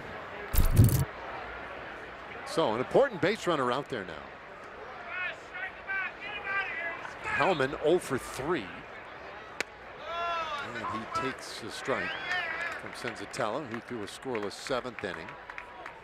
And there is the lefty, Brennan Bernardino, getting loose way out on the bullpen in right field for Colorado.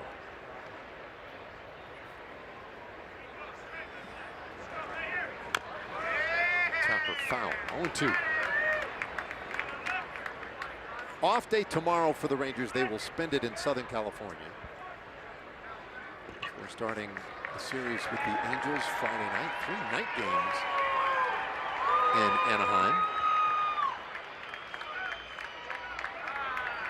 Time called. Hellman backs out.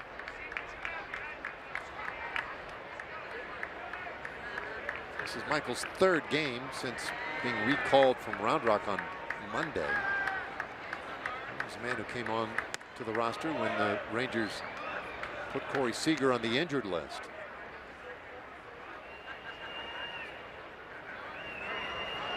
Coleman on his 8th professional season since being drafted by the Twins in 2018 out of Texas A&M.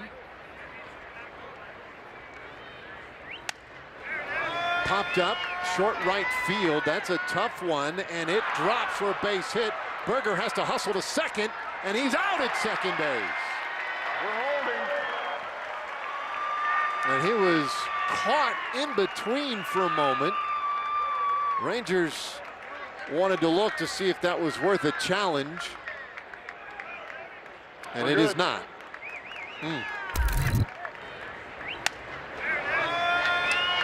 Well, let's watch Berger here.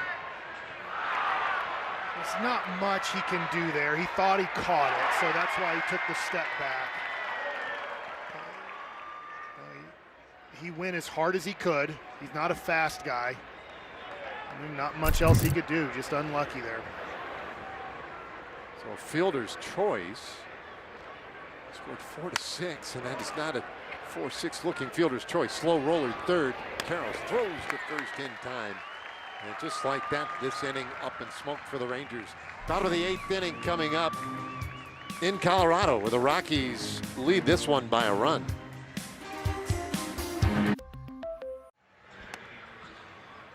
Well, they hosted the 1998 All-Star Game here at Coors Field, and cool mural in Lodo featuring our buddy Pudge. Yeah, this is lower downtown. It used to just be a bunch of abandoned warehouses and kind of an area of town where you figure to see the Mystery Machine and Scooby-Doo, but then they refurbished it beautifully with this ballpark. Now it's a destination area as we go to the bottom of the 8th inning, and Jacob Latz checks in the game here. 4-3 score. Well, he hasn't pitched in a little bit of time. There hasn't been an opportunity to close a game on the road. Am I correct about that? I know the Rangers have 2 wins, but a 10-0 victory the other day, and then it was what, 8-0, right? It was 8-0, wasn't it? In Houston, so yeah, no save spots. So Latz, well, this 8th inning, make sure he gets a little work before the off day tomorrow, otherwise it'd be forever since he's thrown. And he gets Rumfield swinging and missing at strike 1. So Latz has to keep it a 1-run game, and then the Rangers will have 1 more shot in the 9th inning. Boy, Rumfield. that's his kryptonite. Pitches. Ball's low. On the plate, low. Yeah, he really wants to get after those.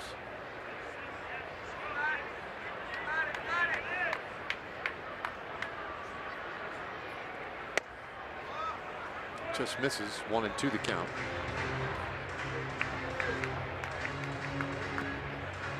He did have a base hit. In fact, drove in a run in the first inning.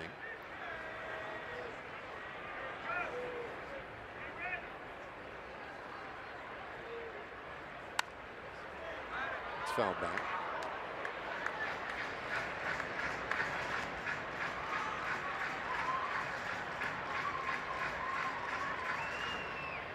Rangers in the 9th will have Evan Carter in the DH spot, and Justin Foscue coming up. Oh, that pitch looked pretty good. I think Latz thought it was in there for a strike. Didn't get the call.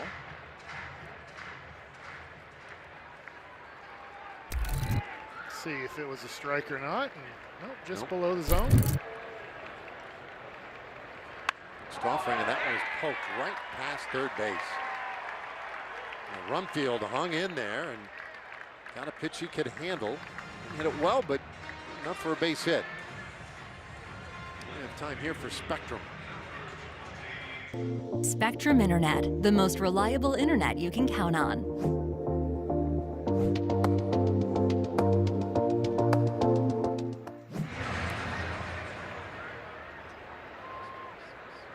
man on for Troy Johnston.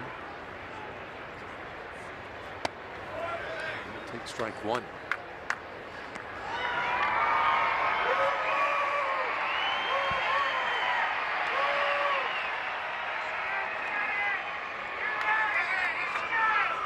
Johnson has a base hit. He has scored a run. He's driven in a run. And Latz is off the plate. Brennan Bernardino was warming last inning. Left-hander. Boy, Josh Young, he's now moving back, but he was playing on the line a good 3 steps in on the grass. Foul back 2-1. Probably the count going to 2-0. Not thinking he was going to bunt at that point.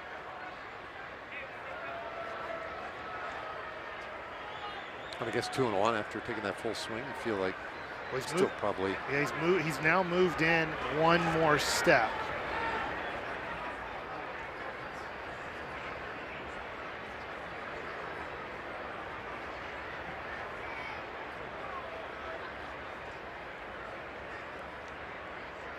Doesn't look like he wants to square around and bunt. No, I don't get anything from the body language, but who knows? Here it comes. Yeah, that's in there for a strike. 2-2.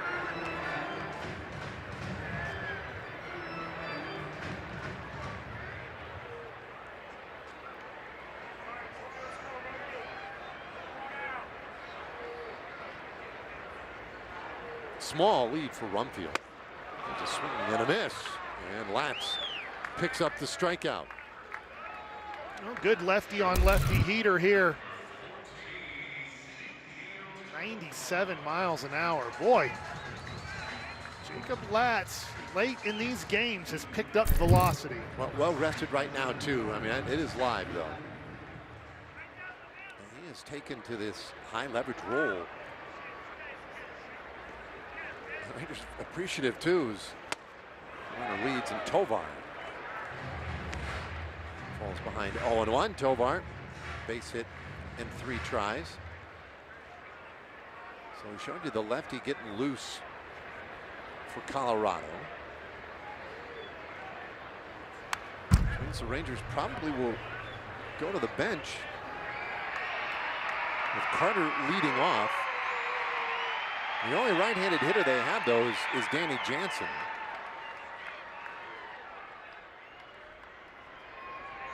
And Jock Peterson available off the bench as well, but that's it.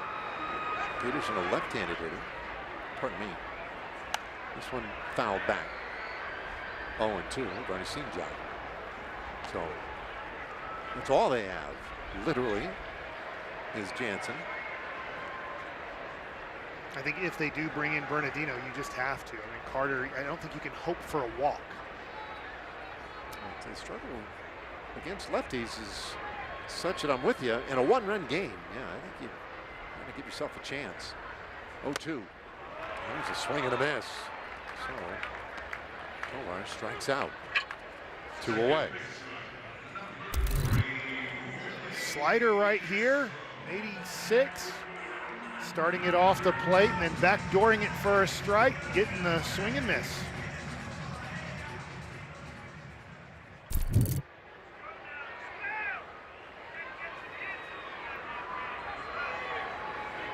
It's out 2 away. Willie Castro hitting for Julian here. Sometimes I question myself. Have I been paying attention this whole series? Has Julian been wearing almost like a upper shin guard the whole time he's been hitting in this series? This isn't good. Jacob Newburn running out there to take a look at Latz. Assistant athletic trainer.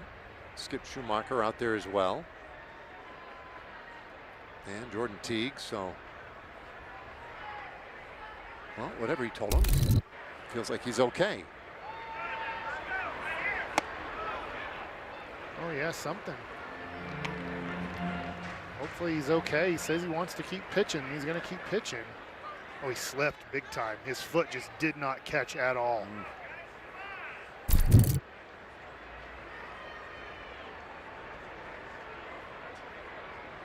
Pretty good pitch for your foot, not even. Oh catching. yeah, I should say. Well, he gets the call he wants, and now Castro backs out.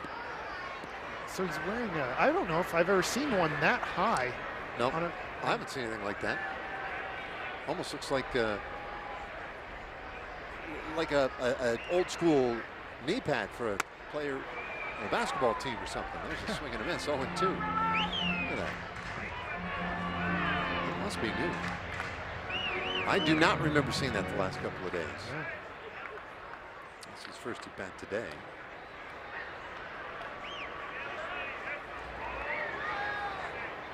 Two-strike pitch, and that is high.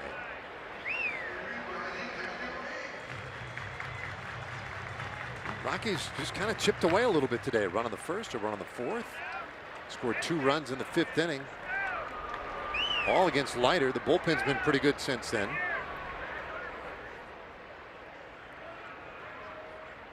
that's where we set. Junis, Alexander, now Latz.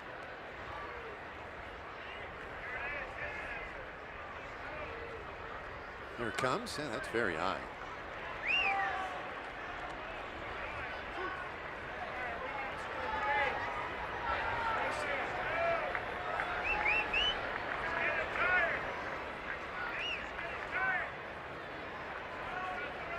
All right, ready again for the 2-2, and it's on the way.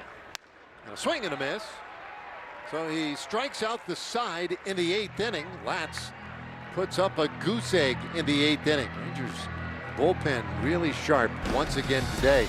The Rangers will have a chance in the 9th thanks to Jacob Latz and the rest of this bullpen, keeping it a 1-run game. All for Texas. Now back here with the foot of the Rocky Mountains. There's Red Rocks, where you can see cool concerts. It's one of the great music venues in the country, as Brennan Bernardino will take over now for Colorado in the 9th. Well, he's a guy you can score on. This is not Mason Miller coming into the game. He can get the job done, but this is not a guy that's going to blow your doors off, not a guy with an unbelievable breaking pitch. Opportunity is here. Well, Rangers will go to the bench for Danny Jansen, so they have used everyone on the bench today. Jansen batting for corner. Latz having a conversation in the dugout after that last half inning. They just want to make sure everything's all right. And first pitch from Bernardino is outside. Bernardino has had one opportunity to save this year, and he did not convert it.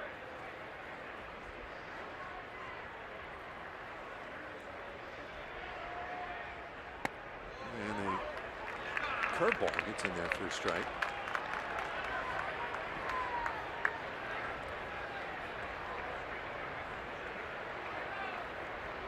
Rangers last chance now, down by a run.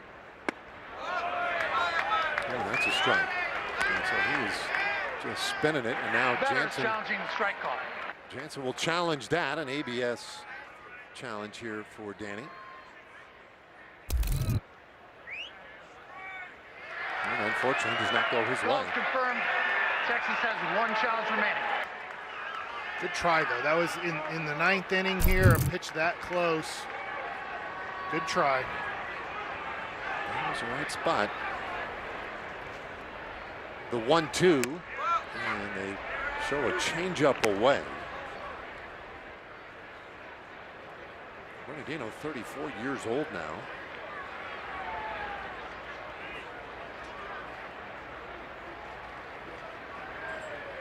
And a swing and a miss. He strikes out Jansen.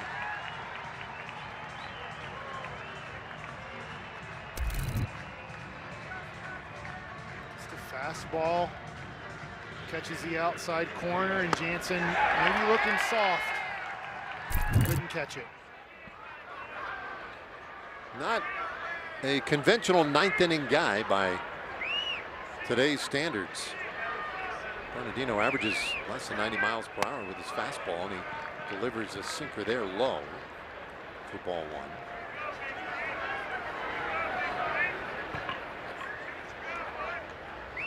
Jock Peterson.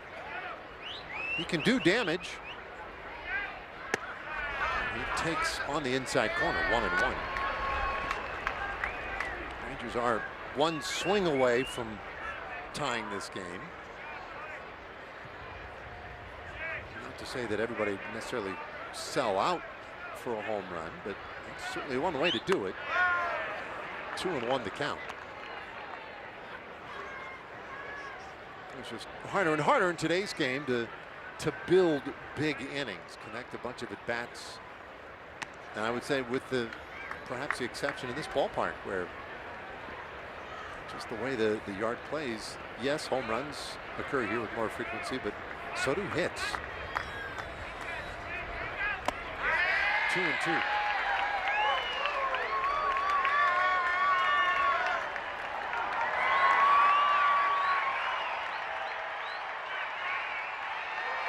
Rangers have out-hit the Rockies today.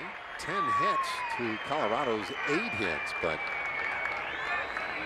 they just haven't been able to put a bunch of them together in the same inning. 2-2 pitch. And that's last foul. Got him on the hand. We're holding. Yeah. Oh, catcher's interference. Jim Wolf, he uses that PA thing somewhat liberally. Let's see. Oh yeah, got the glove. All right, I call that the David Murphy right there. He did that a lot. Yeah. And you can see Sullivan probably just reaching a little bit too far out. Free base runner. It is scored an error, by the way. Catcher's interference is an error charged to the catcher. And so now Bernardino is going to get a little conversation. So that is a big play right there, because the left-handed hitter, that's, you know, who he was in to get. They could almost excuse a right-hander getting on, but his job really was to make sure he got the lefty. Now he's in a spot where he's going to face the right-hander Foscue. Osuna waiting on deck, and he has to face Foscue, right? I mean, you got the 3-batter minimum. I'm just going to assume he's going to face Osuna too. I would think so, but they are working in that bullpen, and it makes me wonder how much faith they have in Bernardino. He a very hard throwing right-hander.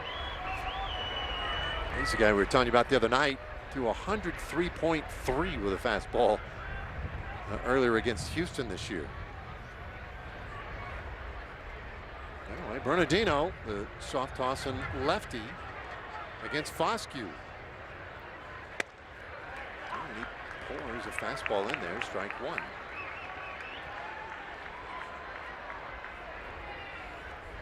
Two more hits today for Foscue.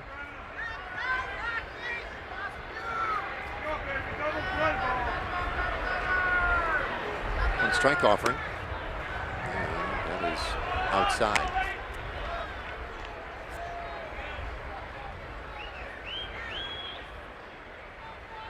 Foscue can get something on the plate up.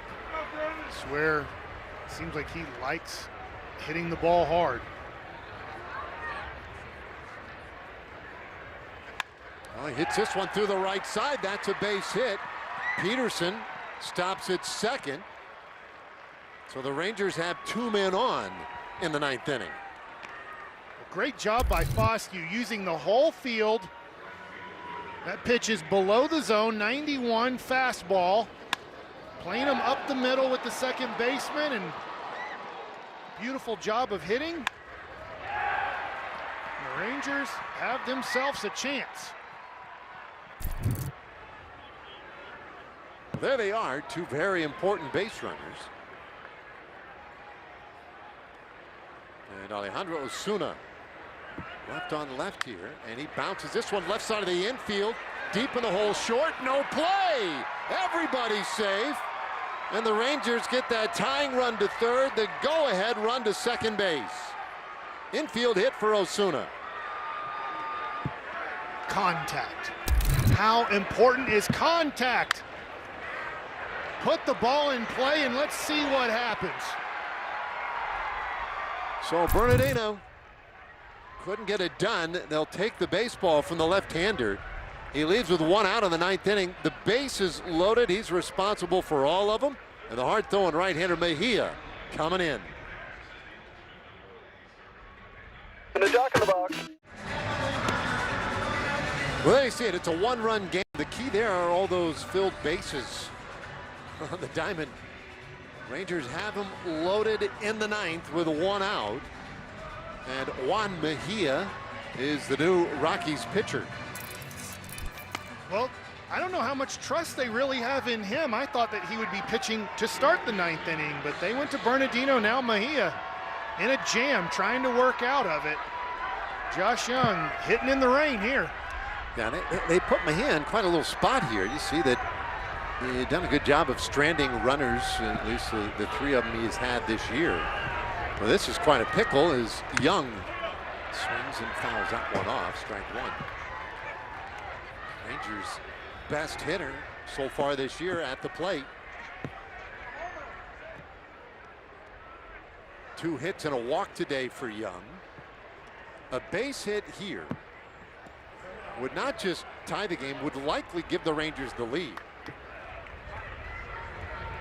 Foscue, a key to this whole thing out there at second base. He'll probably take a bigger secondary lead. That one's to the backstop. Here comes a tying run, and Peterson scores. Right off the glove. Sullivan just couldn't catch it, and a pass ball ties this game. Wow. I wouldn't have thought this here.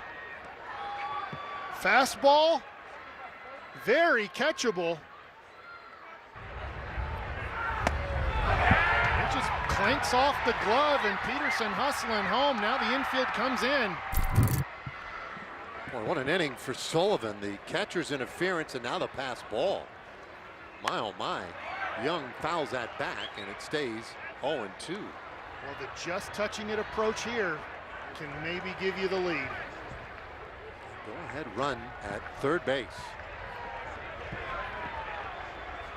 4-4 in the 9th inning.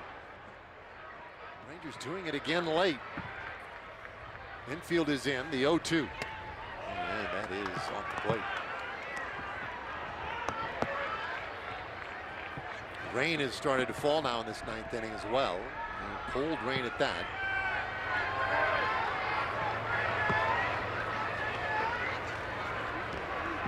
A lot of fans seeking cover. The 1-2 off the plate. 2 balls, 2 strikes.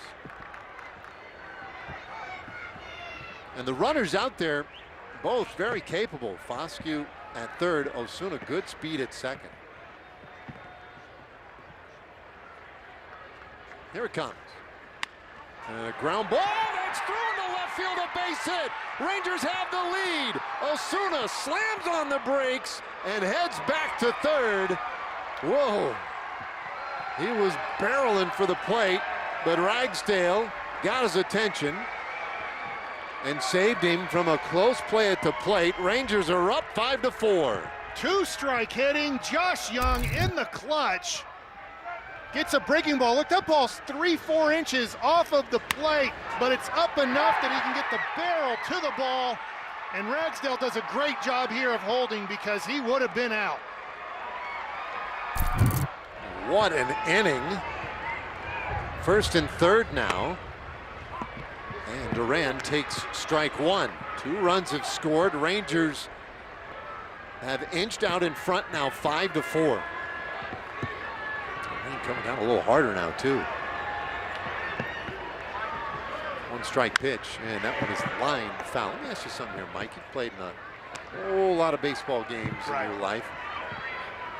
When you have a rain like this, nobody loves it. Is it harder for the pitcher or is it harder for the hitter? Well, from a pitcher standpoint, you don't like pitching in this because of gripping the ball and then your foot hitting violently on the ground. So I would say from a hitter standpoint, you can kind of softly put your front foot down. You don't need it to stick as much. You do want your back foot to stick, but when you're lifting your leg like this, you want your foot on the rubber to stay, and then you need your foot landing to stick. Time called here by Duran. The other thing too is the grip, but now you don't have any sticky stuff. Yeah. 0-2. Oh, and Duran chases strike 3. His last 2 at bats, both of them he'd like do-overs. 2 gone.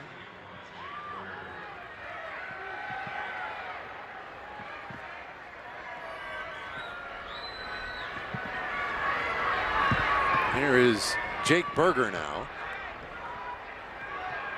Rangers not done yet. In the bottom of the 9th, the Rockies will have the 8, 9, and leadoff hitters coming up. And that one's way off the plate from Mejia. So Karros, Sullivan, Jake McCarthy would be the batters due. A righty and a couple of lefties. And the question would be, where are you with Lance? What do the Rangers want to do in that regard? Bouncer, second base. And that one gathered up and thrown over to first in time to get Berger. The inning is done, but the Rangers down by a run in the 9th. It starts with Jock Peterson getting on via catcher's interference.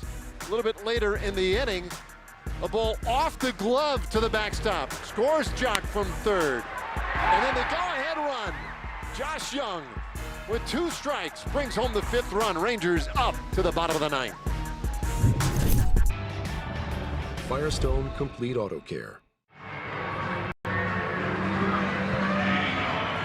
Well, there you see those guys, and if you're wondering, well, who are those fellas down there in the Rangers dugout? Those Rockies guys. That doesn't make any sense. That's the grounds crew, and they are positioning themselves near the tarp. This is unreal. So we get to the bottom of the 9th inning. Rangers have just taken a lead and hoping to get to this bottom of the 9th without incident. Carroll's leading it off for the Rockies. Lat's back out for another inning, and he's up and out with ball 1. So Osuna moves from right field into left field for the Rangers. Hellman back into center field, and Jock Peterson takes over in right for this 9th inning. The Rangers had to shuffle some things up to get those runs in the top of the inning and make the adjustments defensively. Well, your choice was either Peterson out there or Jansen out there. There's a strike, and it's 1-2 to Karros.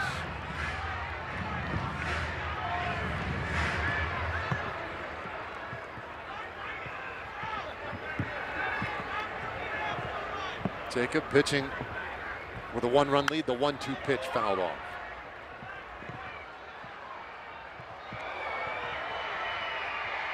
Well, the reason I was asking you about a question earlier about the rain is kind of hoping you would tell me that it's really tough on the hitters for the 9th inning. It's not easy because you are having raindrops, you know, and you're trying to concentrate on a ball going 90-something miles an hour. Speaking of which, I'm looking pretty close. This is outside. You know, I see batters too. They'll put the bat underneath their armpit, so they want that ball when they hit it to catch the bat and not slip. 2-2. And that's fouled over to the right side.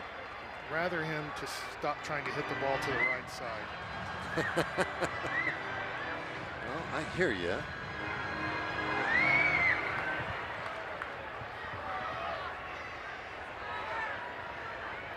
What a spot. Here's a 2-2 pitch. And a check swing. Did he go? No! Wow. Full count.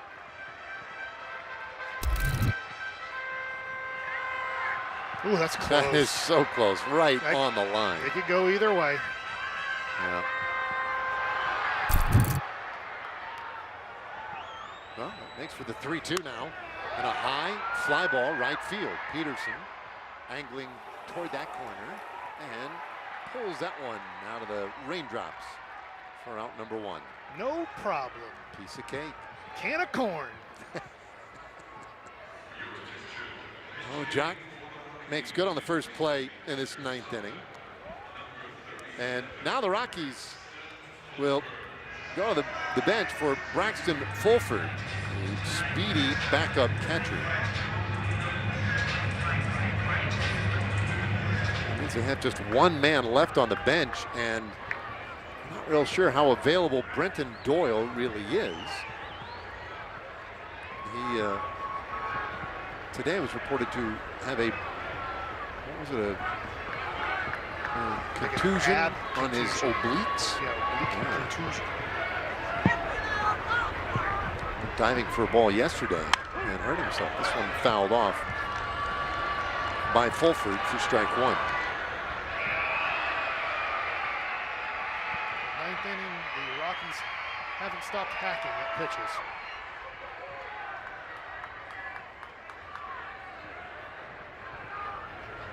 One strike pitch and a swing and a miss. 0-2. That's a tough gig for Fulford to come out here after a long afternoon in the cold. A lot of inactivity, and have to come in and face Latz under these conditions. One out, nobody on. Here he comes. And it's fouled away.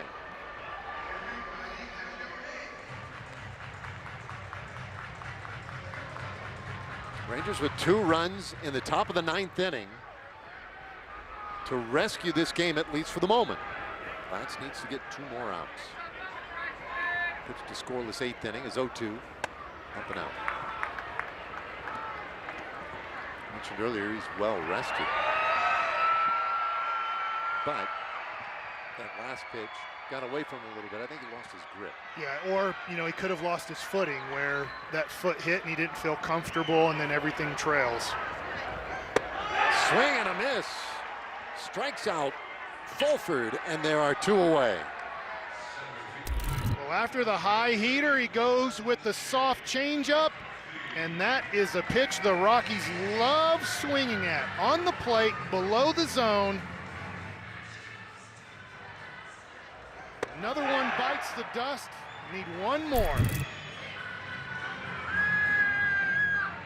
So it's Jake McCarthy, their leadoff man, a left-handed hitter. The first pitch to him, did he go? No. Porter waits him safe.